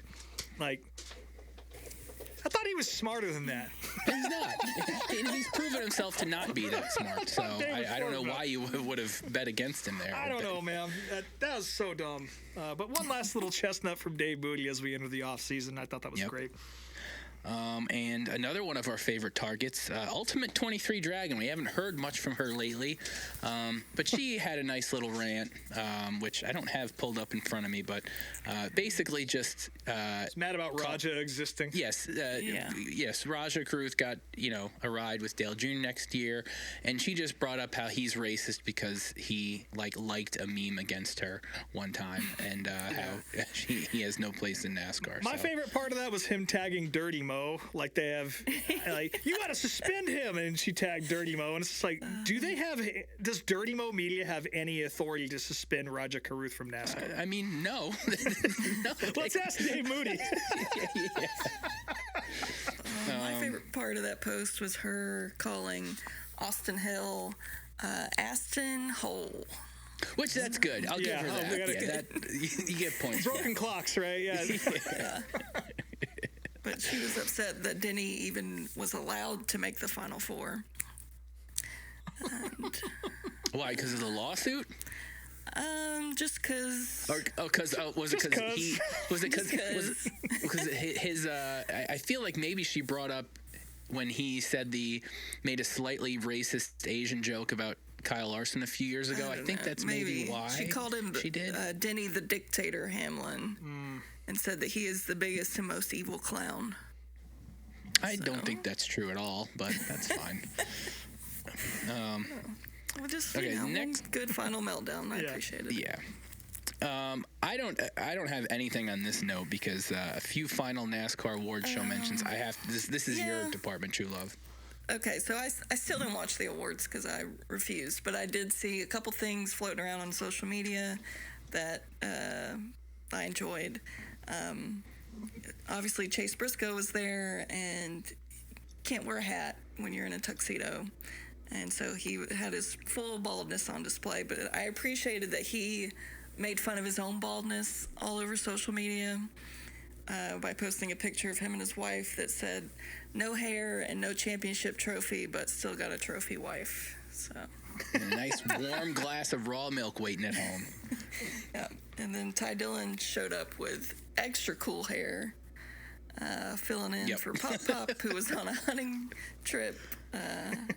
He had some, I don't know, what was it, a faux hawk chicken head looking deal. And I had to send a screenshot of just his head to you guys, so it's there somewhere. Also not at the awards banquet was Chase Elliott, who won yet again for most popular driver, which only the final four were invited to the awards. Well, Really? Yeah, well, I was confused about Ross being there because, he obviously didn't make the Final Four, but he was there. Bush won some sponsorship award, which is why he was in attendance. 'Cause he had his... For the full gallon of free queso he handed out this year for his... No, we're Yeah. Kurt you're Busch. talking about... Yeah, you're two different giveaways. And Ross had his Farmer Wants a Wife girlfriend there with him, so... Yes, he hard launched her, so Perfect. didn't know they were dating, but it makes sense. Hard launch. My other notes were there was a picture of Corey Haim and his girlfriend, and I think, Brian, you sent us the screenshot. Someone asked if that was his mom. Yeah, which I mean, granted, I'm sure they're close in age, but yeah, Taylor looked about 20 years older than him in that photo, so I enjoyed that. And then there was a wholesome after-party moment of Jesse Love and Connor Zilic singing Sweet Caroline karaoke, and they almost died from a confetti blaster going off directly in their face, so... Those are my awards notes. Well, thank you for watching it so I don't have to. I didn't watch it. That's just what I saw on social media.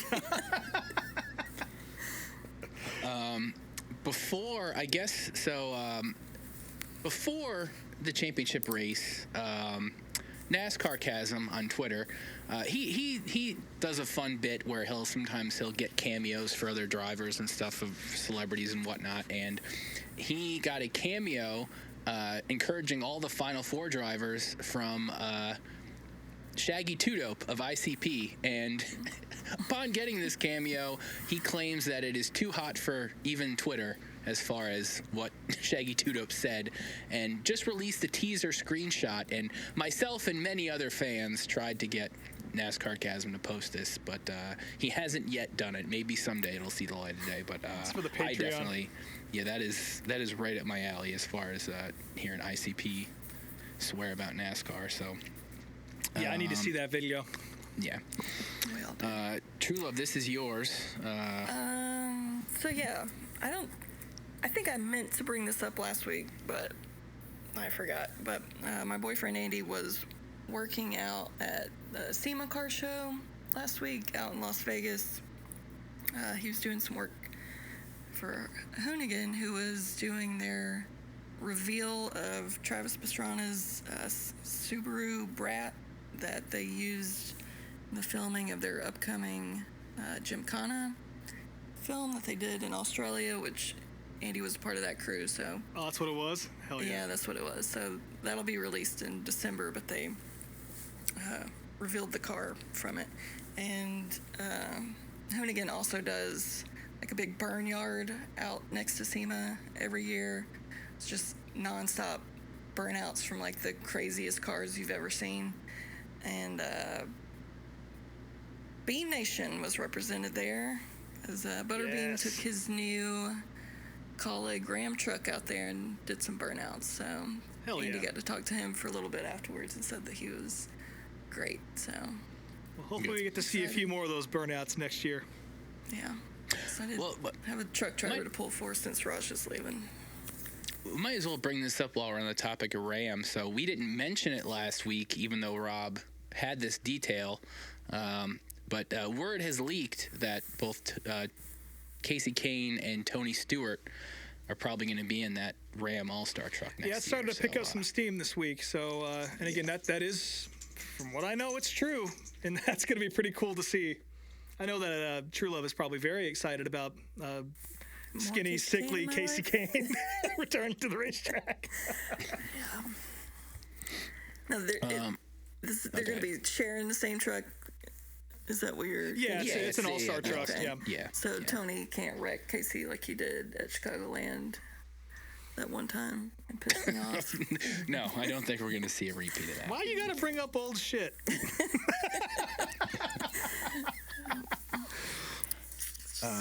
This is for me, and for the show, I would say, based on some of the stuff we've watched, a very exciting bit of news. But the AMC network, in conjunction with NASCAR, have announced a new NASCAR drama that is going to be on the network. I don't think they released a date as far as when. I have to imagine next year or two it'll be out. But I am very excited about a dramatized NASCAR show.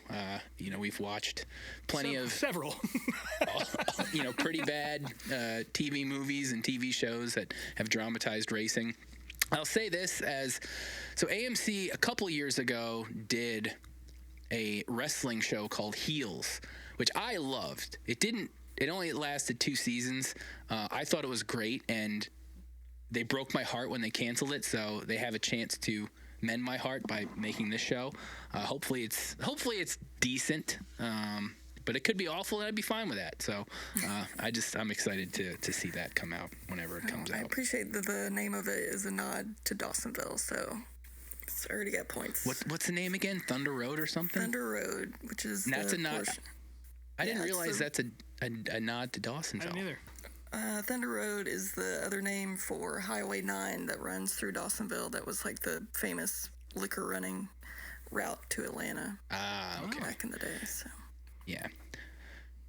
Good. And they also mentioned, I should say, the one detail. It's going to be a Succession-like show. If you guys were fans of that, which I was. So.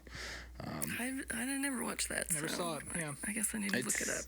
It's very good. It's a little dry at times, but it's more or less kind of a dramatization of the Fox network family bullshit, but it's good. Oh, well, their description for the show was high-stakes world of NASCAR and the mythic outlaw roots of a sport born on the whiskey-running backroads of the South. They're gonna fuck this up. It doesn't matter. Good I can't or bad. wait to watch it though. Yeah, good or bad, I'll be tuning in as soon as I can. 100%. Also in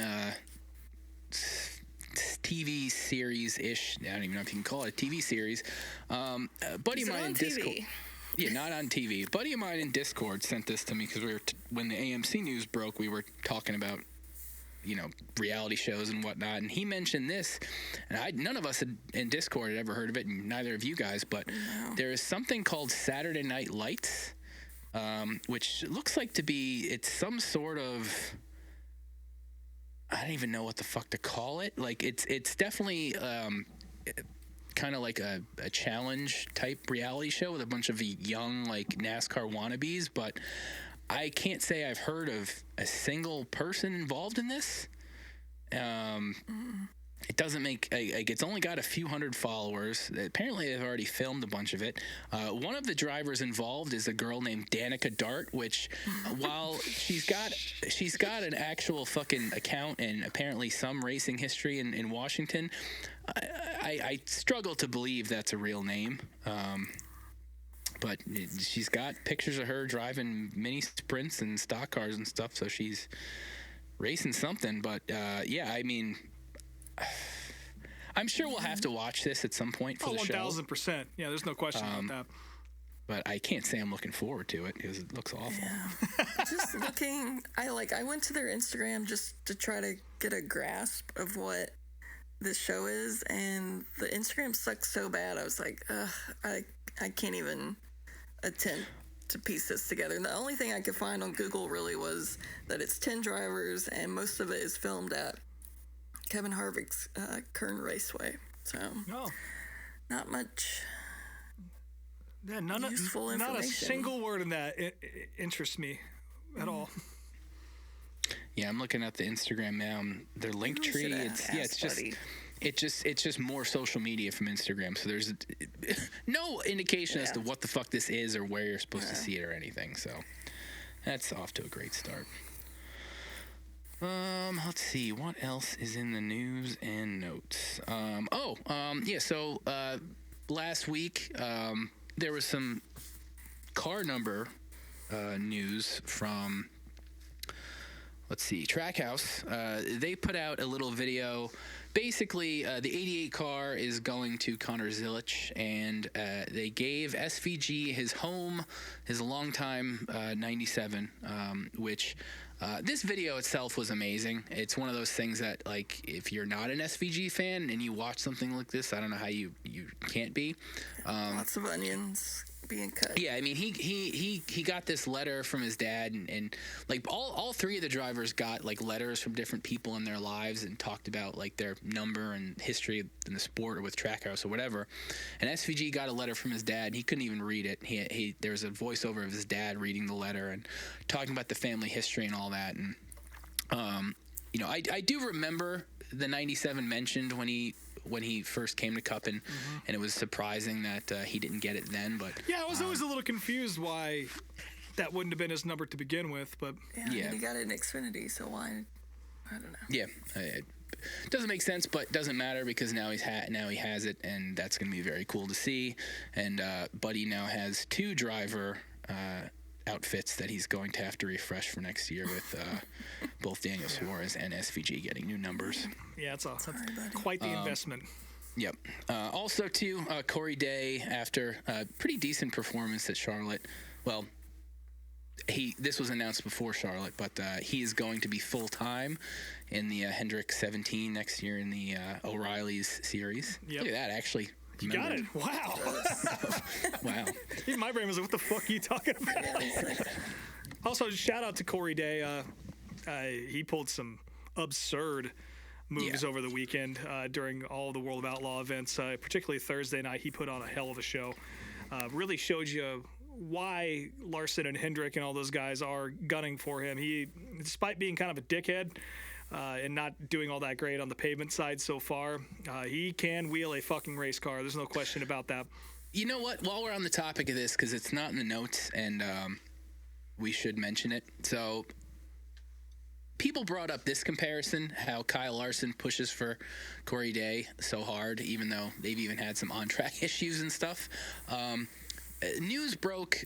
Bob Pockrass actually was the one who kind of brought this more to light than anything else, but in talking about Corey Heim and what his plans are for next year, and like, well, why wasn't Corey in the 19? Why, Yeah. And obviously, we know why, but it was mentioned that apparently because of the issues Corey Heim and Ty Gibbs had in ARCA, that Joe Gibbs didn't want to sign Corey Heim, which is very funny to me that his shithead little grandson, who hasn't done anything yet in Cup Series, would prevent someone like Corey Heim from getting a ride.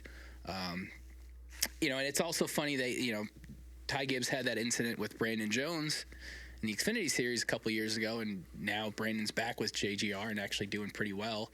So that wasn't an issue, but apparently Corey Heim is. The Ty Gibbs, Corey Heim thing was pretty intense. They really fucking hated each other. Yeah. And, that's a reason why Corey Heim was driving the 26, or was it 26? I can't remember what car he was in, but that's why he hasn't done anything with Gibbs since. But yeah, they don't like each other as much as he's a good prospect and Toyota pipeline approved. That'll never fucking happen as long as Ty Gibbs is out there, who was also at the World Finals. We didn't mention that at all for all you NASCAR fans out there. Why would we want to? Oh, we don't. That's why we didn't. So anyway. Yeah. Now, we've mentioned West Virginia Motor Speedway quite a bit over the last couple months. And anytime Ashley's boyfriend Andy is passing by, he always sends a photo, regardless of what's happening at the track, which I enjoy. And Rob's friend. Doesn't one of your friends send James will send me updates. I get a lot of updates about the status of West Virginia Motor Speedway, but this is a new one. So yeah, lots of good news. He drove by. It was just a video. There wasn't anything crazy going on. The track is there. It is track is there. It's there. And they've got races announced next year. Things are going well, but they announced on their social media pages that they are getting a new video scoring tower, whatever, put in on the track. TV screen. Which is cool. But in doing that, they used an AI video or an AI graphic to announce this, and they added a right-hand turn to the track in this AI picture, which I hate to admit it, I stared at that way longer than I needed to. I was like, is that the pit exit? Like, what the fuck? Yeah, so I thought like that was Trenton. good. I mean, yeah, I was gonna say there are one or two dirt tracks out there. One, I know there's one in Australia. Somebody mentioned, because I tweeted it, and somebody mentioned an Australia track, and then Trenton has a right turn in it. So Yeah. I wish they'd rebuild Trenton somewhere else. I know it's been gone for a long time. I thought there's still a track out there that has a right-hand turn. Like, I've seen pictures and stuff. Somewhere in America there is one. It's not Trenton. Trenton was the track that IndyCar and Cup went to. Mm-hmm. That had it was like the kidney bean shape. I always thought that would be a cool way to switch things up a little bit, but who the fuck's gonna do that? Yeah. I don't know anything about this Indy 500 rest stop, so somebody's gonna have to News to me, yeah. So over the past weekend, they had their grand opening, but there's a welcome center / rest stop on the Illinois / Indiana border near, I'm going to butcher this, Terre Haute. Yep, you got it. Is that right? That's right. And they just remodeled it to make it Indy 500 themed. So they've got a giant, like, full-size scoring pylon outside. There's, like, helmets and cars on display inside, like a little mini museum. That's cool. And so just looked neat and nice. So if you're ever passing through there for whatever reason, go in and take a piss. Take a look around. So, Wonder if they have troughs like the Indy 500 does, like the Indianapolis Motor Speedway. Someone will have to visit and let us know. So after his heartbreaking loss at Phoenix, Denny Hamlin has he's been in the public eye, but he's been fairly quiet. I mean, at the award ceremony, he mentioned that he wasn't really thinking about driving a car and wasn't sure if he was even going to come back. But another report came out from Sports Illustrated earlier this week, where Denny, he had talked to Carl Edwards after the race at Phoenix, and he more or less said, like, he'll be back. He's just still processing everything. He's not going to retire. Still hasn't done a final episode of his podcast. Who knows if that's coming even at all, but it doesn't seem like he's going to be out of the car next year if any of us were worried about that. So, I get it. I get why he's been so quiet and just kind of, needed time to process this. He did take a trip back home to Virginia to an abandoned racetrack where he used to race karts as a kid. Yeah. And walked around it. So Yeah, I saw that. That was cool. Very wholesome. Mm-hmm. Very touching. And Chris Gabehart said on Twitter that he's been gargling bleach for a week. So to cleanse. Last week. I'm gonna move this update up just a little bit before we do three final funny ones. The 2311 front row NASCAR lawsuit is continuing on. I think we mentioned last week the first part of the lawsuit was dropped by the courts. Now they've got Roger Penske and Rick Hendrick. They're supposed to testify, but those two guys were trying to restrict the list of topics to be spoken about to like one specific list of like pre-agreed upon topics, but the courts threw that out too, so now they can just ask them whatever the fuck. And also, too, some internal messaging in 2311's camp came out where basically the CFO of 2311, not Michael Jordan, which I know some people have misread it, was kind of like saying Denny doesn't know what he's doing as a team owner and like just parroting Chris Gabehart feedback. And thought that was just an interesting piece to come out. But it's not totally uncommon in situations like that where you have, a financial officer not necessarily agreeing with what, the people on on the ground and in the garage are doing. That's just business, I guess. Yeah, it's just business really. But I'm sure people that are rooting against the teams got a kick out of that. But I don't think it'll mean much in the grand scheme of things. So we're still waiting. We're a couple weeks away from the trial actually starting, and there's hundreds of millions of dollars being given to these lawyers, so hopefully something good comes of all this. So. Yeah, running out of time. What the court date is December 1st, right? Yeah, a couple weeks away. Yeah. Yep. Speaking of the people on the ground here. Yeah. So I guess there was a NASCAR Mexico race over the weekend. Yeah, and championship race. Championship.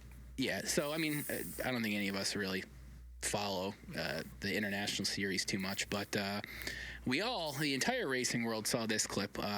Somebody wrecked into a bunch of barriers, like tire barriers and stuff, and as the safety crew was coming to approach the car, one of the safety trucks just fucking barrels into the front of this car. Made sure he was wrecked, yeah. Yeah, I don't know how do you do that? Like how the fuck do you do that? Full on Dukes of Hazzard. Just ridiculous. Yeah, it's an amazing video. There's two angles of it too. They're both great. Yep. Yeah, both of them. I don't know which one's the more confusing angle, but Another fun video came out, I think yesterday. Richard Petty was answering some Q&A questions from fans, and somebody asked him about doing laundry. And the King, surprisingly enough, in his 88 years, has never done laundry once in his life. So, First of all, why was this a question? And second of all, he seemed so offended. I thought anyone would think that he's ever touched laundry. Yeah, he definitely comes from that generation where the women that was a woman's work. He's not doing that shit. Still not to is mention for Richard. And then finally, I guess the little bit of buzz. Yeah, that's one way to put it. Was he at Charlotte? Like, where was this photo taken? He was down talking to David Gravel in the pits. A photo came out of Denny Hamlin looking like he's bald Joey again. Logano. Joey Logano. Sorry, excuse me. Denny Joey was Logano. nowhere near an active racetrack. Yes, no, Denny is nowhere near the track. Yeah, Joey Logano with looks like a freshly shaved head.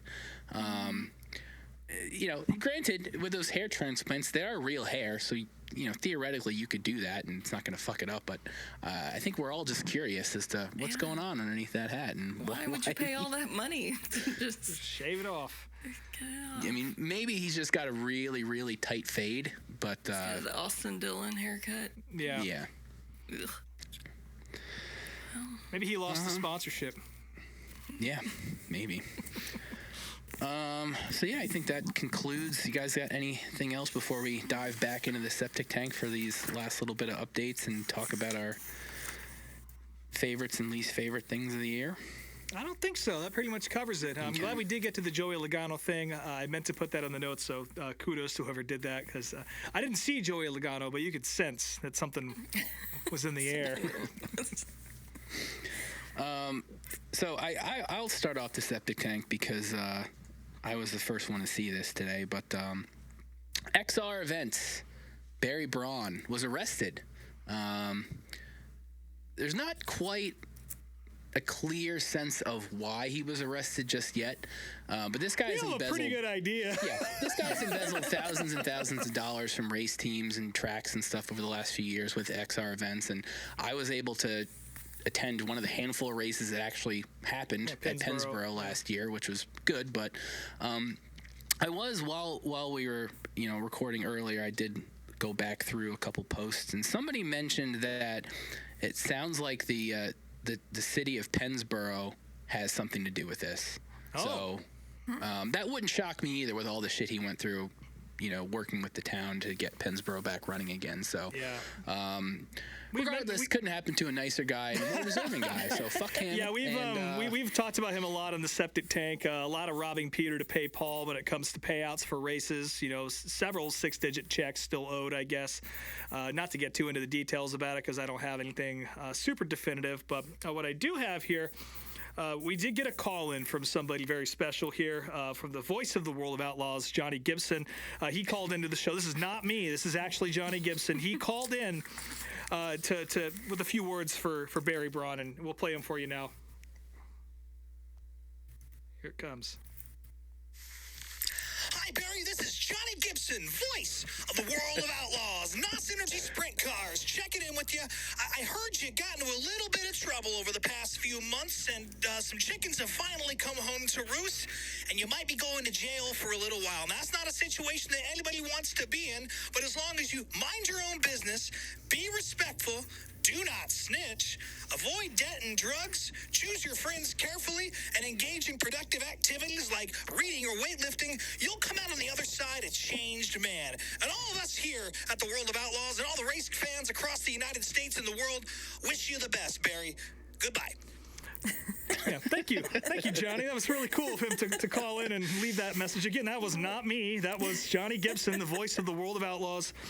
My impersonation's not that good, so yeah. But Barry's probably going to jail on RICO charges or some shit like that. Yeah. Also going to jail. Yeah, a lot of today promoters. was Weber Valley Speedway's own Jeb Yoder. He was arrested for cow tipping and frauding drivers out of thousands of dollars over the course of several years. Since he is Amish, we don't have to go by man's law, and so expected he will be released in time for this weekend's race. Hard times out there for promoters.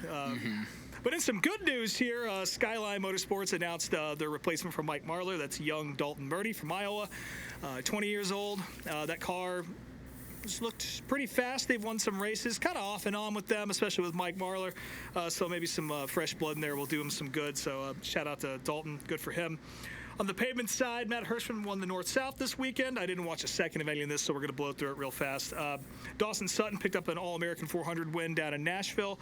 I don't even know what's going on, excuse me, with the NASCAR deal down there. I know they're still working with the city to get that done.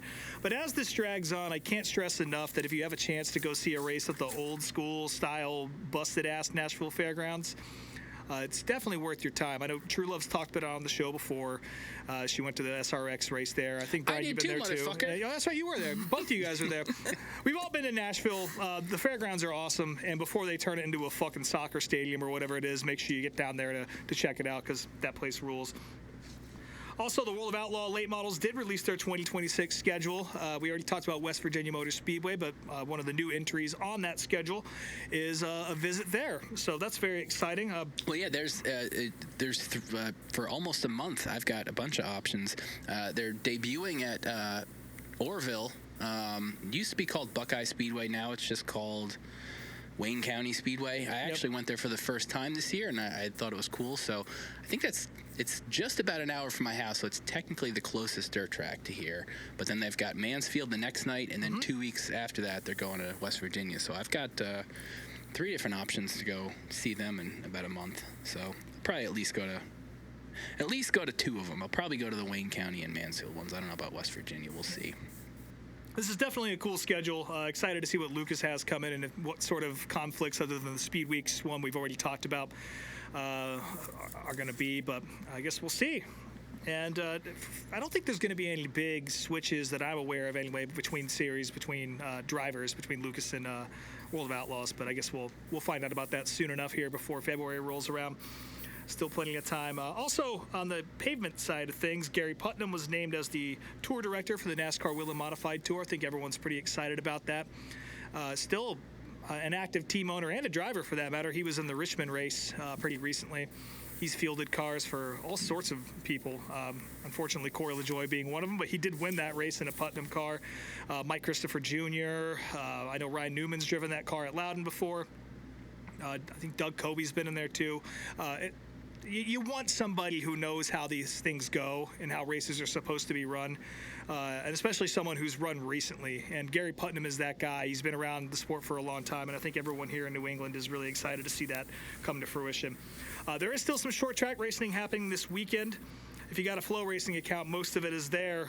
The Flow Racing Night in America Late Model Series is wrapping up their campaign at Sonoya. Bobby Pierce currently leads Jonathan Davenport by 48 points.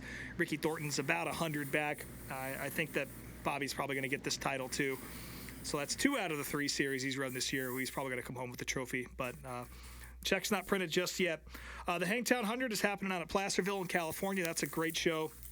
I believe Kyle Larson is running that for all you NASCAR fans out there. And also the Islip 300 at Riverhead is this weekend. Again, all of these races on Flow. If you got it, good for you, because you have some shit to watch and you don't have to worry about withdrawals here from the racing world. But that is it for the septic tank, and then I guess we'll move into our final thoughts for the regular season of 2025 here on Meet Me at Applebee's. Flush it down one last time.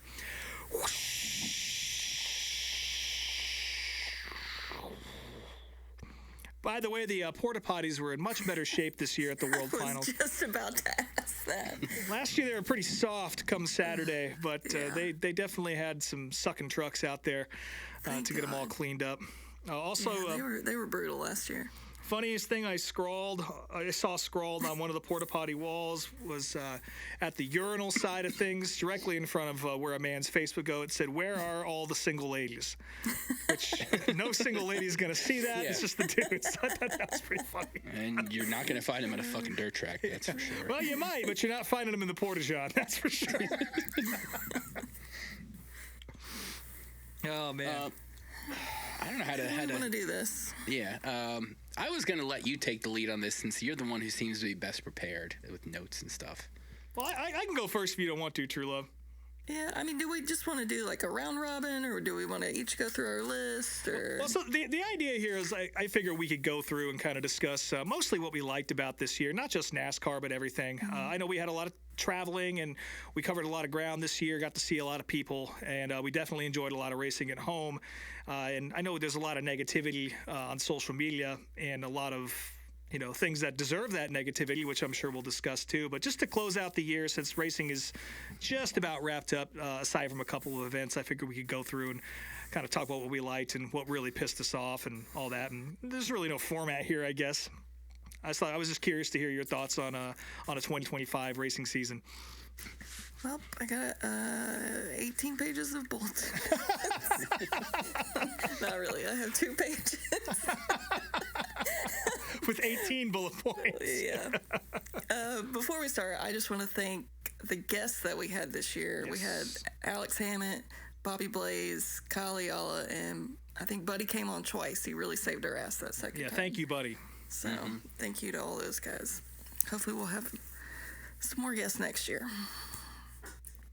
I don't know. I mean, at the beginning of my season kicked off great because I went to the Clash at Bowman Gray, which was just overall such a cool experience to see that place. Yeah. Get the full NASCAR treatment, and then to see Chase Elliott win was the cherry on top. So the season kicked off well for me.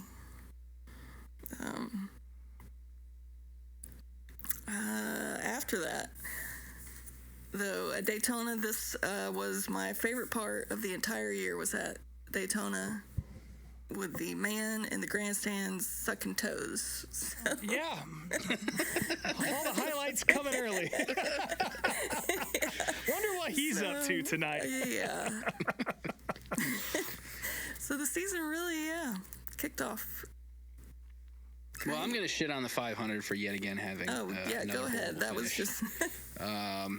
Yeah, I mean, for all the talk of the 500 kind of losing prestige over the last decade or so, I definitely feel like it was on display again this year. And it's kind of a bummer to think about. I'm hoping, with whatever the new format is for next year, we won't have to talk about, he's already locked into the playoffs and this, that, and the other bullshit. And hopefully NASCAR, if whoever the new race director is, will be a little bit more consistent with calls, throwing cautions and things like that. But, it sucks having Daytona have shitty finishes the last handful of years and be nice to get a good one for once. So looking forward to that next year.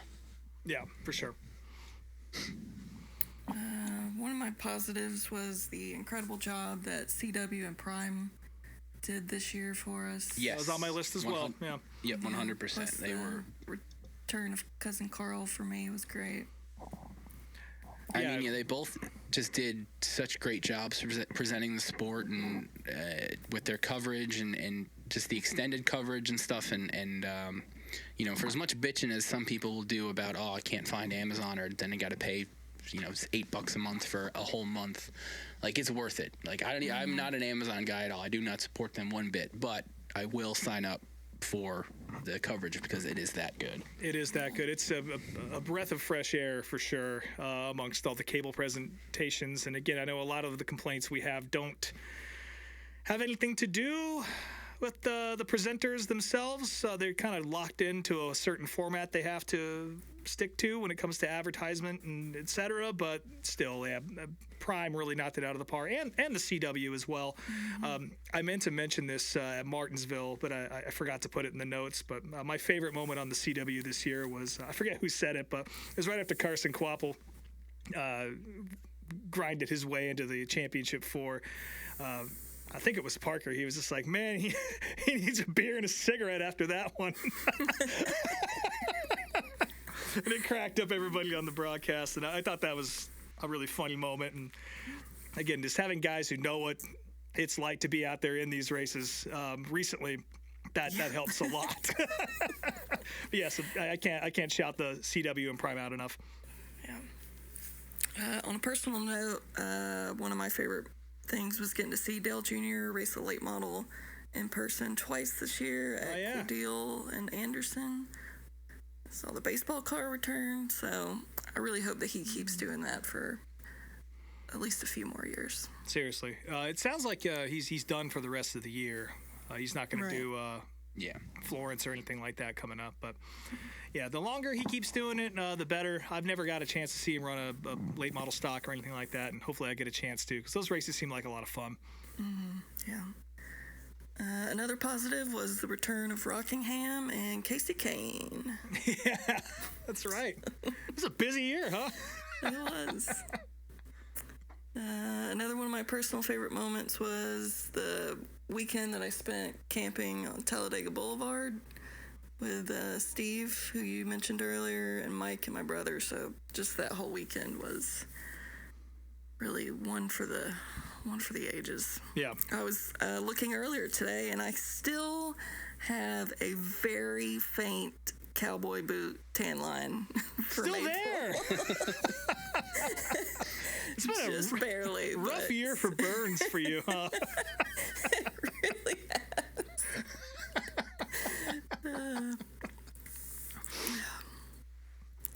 Another one of my favorite moments from this year was the Weenie 500 at Indy.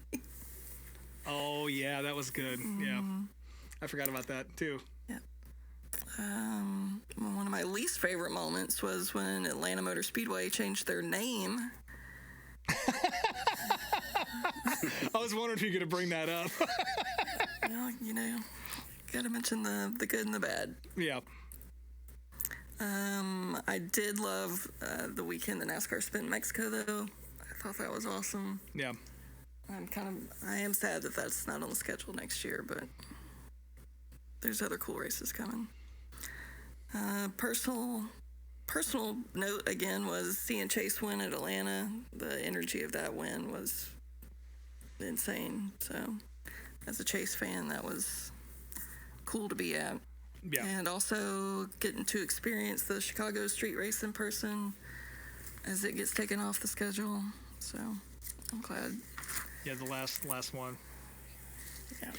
I think one thing that it was mentioned on social media, but we didn't really talk about it. But I'm thankful there were no rain-delayed races. It was my first time. On my list too. Yeah. My first time in 3 years getting to actually see an entire Michigan race. And yeah, there were no delays to Monday or the next day all year, and that was good. I mean, it's rare that the weather cooperates that much throughout the entire year, and that was good, very good, very nice change of pace. Yeah, no kidding. And I guess the last thing for me was just a few of my favorite wins from the year. Bubba winning the Brickyard 400 was huge. Ross Chastain winning the Coke 600. Yeah, it's not on my list, but Chase winning at Kansas was great, and seeing Denny get 60 was cool too. So. Yeah.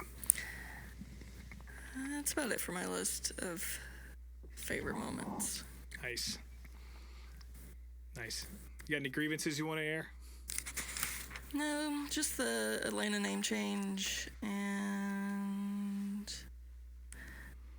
that's it. The Atlanta name change. Perfect. Yeah, that's a pretty big one. Obviously the playoffs, but we've beat that to death. Yeah, that horse is dead now. So. It's literally dead. Let's see. I made it to 4 Cup races this year, and again, all of them were, well, 3 of them were good. I didn't love Iowa. I mean, it was a decent experience. I'm glad we went.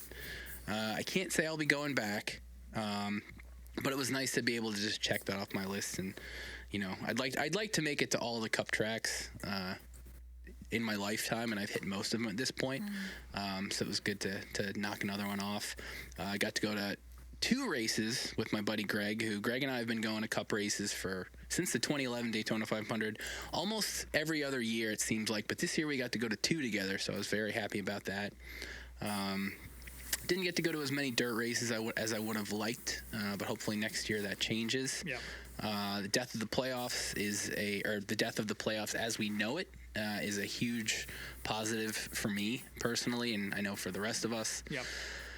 I'm trying to think what else I was happy and bummed about. Still a little ticked off about the Kansas race with Denny and Bubba. I don't think it necessarily affected how things played out for Denny, and not really for Bubba either. I don't think he would have made it that much farther. Chance to blow it at Phoenix. Yeah. Oh, fuck off. The finish, the whole championship weekend was kind of a bummer. So yeah, I'm glad we won't have to go through that next year. I'm very psyched about the return of Homestead as the season finale. I'm psyched about Chicagoland returning because I'll be in attendance for that. Yeah, I don't know. I can't really think of much else off the top of my head. That's why I wanted to let you guys go so I could refresh my memory a little bit. But I guess those if are we're the big throwing ones. out things that we're looking forward to, my list of that was the format change, hopefully next year, seeing how the lawsuit plays out, and then, like you said, Chicagoland, San Diego. I think that's going to be really cool to see how that all plays out too. Yeah. And then North Wilkesboro getting a points race. Yes. Yeah, that too. Absolutely. Yeah. I really enjoyed. I really enjoyed this year. I got to do. Got to see a lot of new stuff. That's first on my list. I got to visit, I believe, 5 new racetracks, which that's kind of my mentality these days. I get in these cycles of just going to the same events, and you know, obviously the World Finals, the World 100, the Chili Bowl on that list now. And of course Loudon. Anytime the NASCAR is up here, all of those are appointment viewing and also expensive to pull off.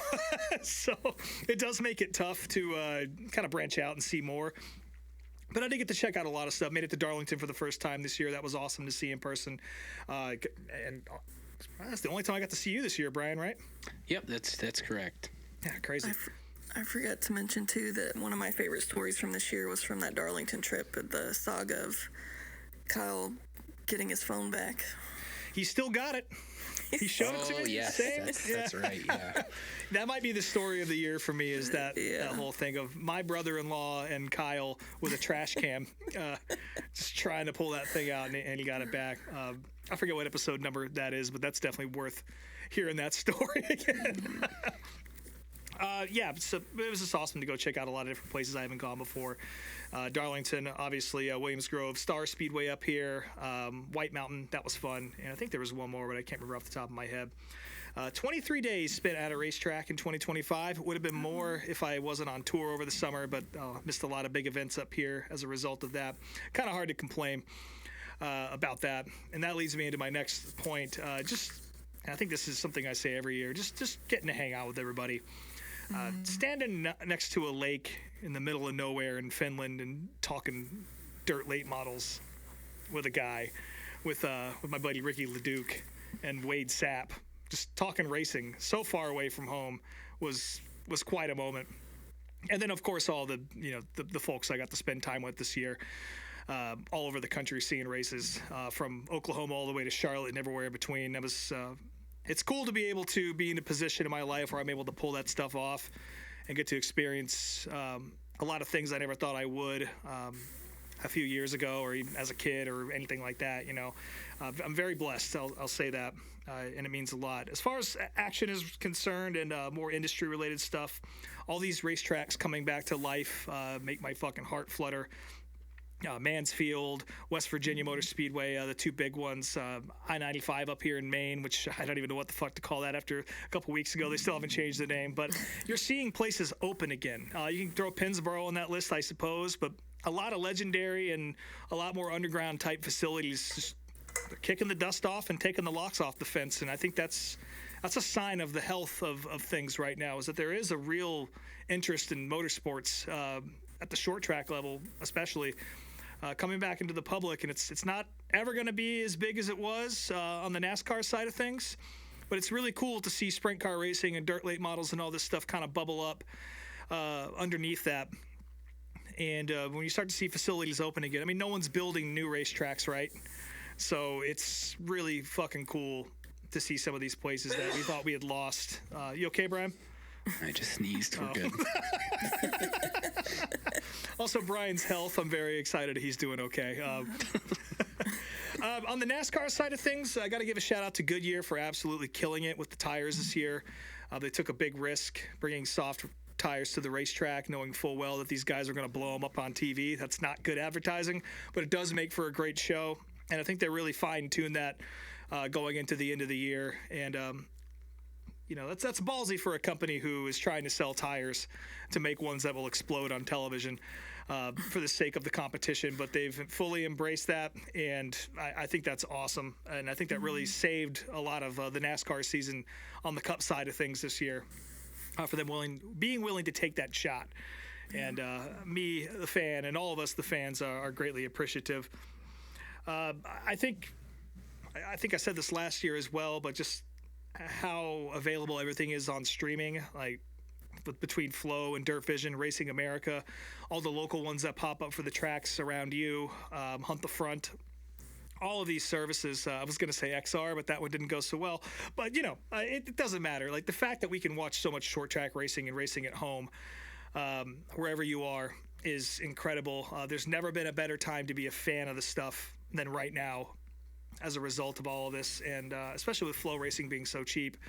I think they raised their prices, and it's still $170 a year or whatever to see a ton of major events. And I mean, there's plenty more left on the schedule between the Dome, the Snowball Derby, Placerville, the Turkey Night Grand Prix, leading into the Tulsa Shootout, all that. It just doesn't stop. So if you're a racing fan, I can't recommend that enough.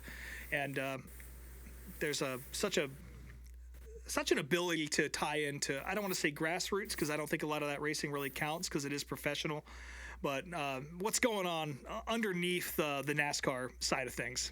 I think it's really easy to get tied into that because it all does work together. It's all one ecosystem, and it's really cool to watch people come up and make their name in sprint cars or dirt late models, or make the choice to go get on television on NASCAR. I think it's all cool, and there's never been a chance for all of this to be as available as it is, and I think we're all blessed for that. One last point for NASCAR. Obviously, we already mentioned the playoffs being gone, but my fucking nightmare is over, at least the one that we've experienced since, 2014. I said it past few weeks. I've said it the entire time I've been on the show. I've always hated the playoffs. Rest in piss. I fucking hated them. And I'll take whatever we got next over that. And going secret fourth thing. Yeah, unless it's the secret fourth thing, whatever that is, which is a green white checker at Phoenix. But all of that said, 2 races before Homestead. I talk about the spirit of short track racing and like what you feel when you're there. I talked about it standing in the pits down at the World Finals. I've talked about it being in Eldora around a campfire, or being in a facility like Williams Grove that's been around since the 1940s, 50s, and just you can kind of feel the place and all the history that goes around that. Tying that into NASCAR, I do appreciate that at least they're acknowledging that whatever that thing is what they need to be chasing. We're going to see what that looks like going forward, because they're trying to embrace this old school back to the roots thing. I'm curious to see what Thunder Road coming to AMC. Yeah. I'm curious to see what it actually means if we're getting 5 or 6 Thunder Roads, and then maybe they'll let Parker Kligerman cuss on the CW. I don't fucking know. But yeah, what was the tagline? Was it hell yeah, or was it hell yeah? damn? It was hell yeah. Damn. That was the tagline for the 2025 season. Damn. But that's a step in the right direction. I'm very excited to see what they come up with. Now, do I trust a bunch of Californian hipsters at a marketing firm to really be able to tap into that? I don't know. But to me, Determined. it almost doesn't matter because you have people like Dale Jr. putting out content like the Earnhardt documentary this year, which was incredible. I think that did more for portraying the vibe I'm talking about than anything any of the networks were able to do. There's a groundswell of independent folks. I'll include us in that. I know we're not a big show by any means, but I think we somewhat embody that spirit. And there's people are getting turned on to what it's all about. And oftentimes that's just the people you're with and the feeling you have being with them under a sunset on a Saturday night. And if NASCAR is able to actually figure that out, then I think things are looking pretty good for them, depending on how the lawsuit goes anyway. But yeah, I loved this year. I can't wait to get back to Tulsa. I got nothing left on the calendar for this year. I'm not traveling again until I go to Tulsa, if I'm able to make that happen.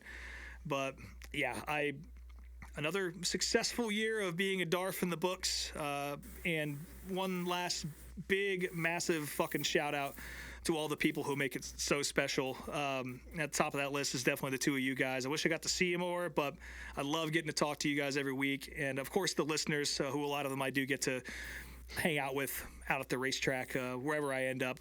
And it's cool to make those connections, and it just, it makes it deeper than just flipping your TV on a Sunday afternoon or sitting in a chair somewhere watching race cars rip by and watching people spend hundreds of thousands of dollars on what is essentially a glorified hobby, for lack of a better term. But it's all about that passion, all about the family aspect, and that's the thing that keeps me coming back. And I got that in spades this year, so I'm eternally grateful. I'll say that. Very well said. Yep. Ditto to what Rob said. Thank you. Because he's the word master on this Word show. master. Yes. I got a 6th grade vocabulary, folks, and I'm going to use every inch of that shit. Oh, man. Yeah, 2025 is over, folks. Holy shit. This is the last episode of the regular season. That's already been established. I think we'll probably do one for the Dome and for the Snowball Derby.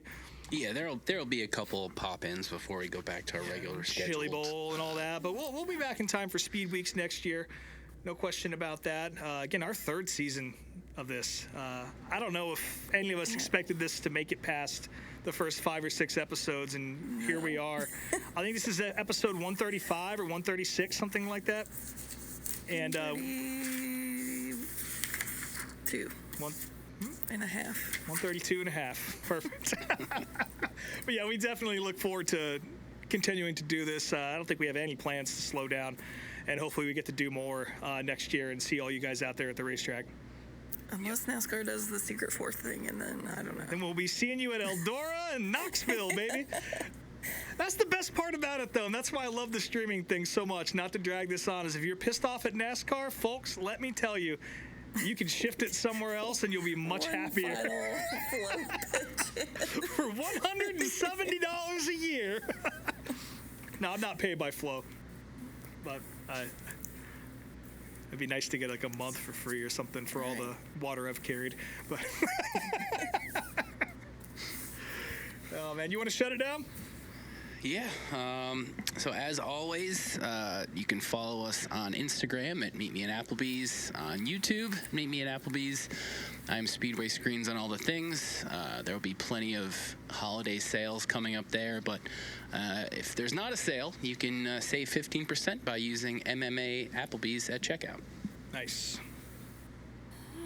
Still Snake Mountain, True Love. I do want to say, if anyone in the Georgia area wants to go say farewell to Lanier Speedway one final time, their final event is November 23rd. So they'll be having a full drift day from I think it's noon to 7. So I think my boyfriend Andy's going to take his car and make some laps. And nice. Me and my brother and dad are going to park up on the hillside and cook out to say farewell to the home track. So, not sure what the future of that place looks like, but sounds like Brian's packing up to get his ass on down to Georgia right now. He's ready to rip. So, yeah. Well, that's a shame. I wish I could make that. That sounds obviously sad, but at least you get to have a chance to send it off in what sounds like a proper fashion. Yeah. I look forward to seeing pictures from that on your Instagram account, whatever that may be. I'm sure we'll talk about it whenever we make our next episode. Absolutely. Rob Motes _unofficial on Instagram. My band's called These Wild Plains. The new Charlie Marie record, is just about done. I've got final mixes in my inbox, and it sounds fucking nice. So I can't wait for you guys to hear it. I'll be talking about that as it rolls out. No dates or anything yet, but hopefully before the next season 4 debuts, I'll have some stuff to share with everybody, and I'm really excited for that. And once again, I know I just said it, but I can't iterate this enough. Thank you so much for tuning in and listening this year. We look forward to doing more of this, and everyone, even if it's just listening for a couple minutes, checking it out, or our hardcore fans like Chris Davis, who listens to everything on a submarine somewhere, which is fucking nuts to me. We love you guys so much, and it really does mean the world that you choose to spend any of your limited time with us, because, again, there's a lot of podcasts, and there's a lot of bullshit out there in the world, and the fact that any minute of your day is spent listening to us talk shit, it blows my mind. And it blows my mind. You took the words out of my mouth. Yeah, I don't get it, but continue to, because we'll keep doing it if nobody listens, but it'll just be a phone call and not put out on the air. Cool. Well, with that, looks like the check is here. So thanks for joining us again at Applebee's, and we'll talk to y'all in a few months. A little while. 1 month. Later on. We'll see you at the Dome, fuckers.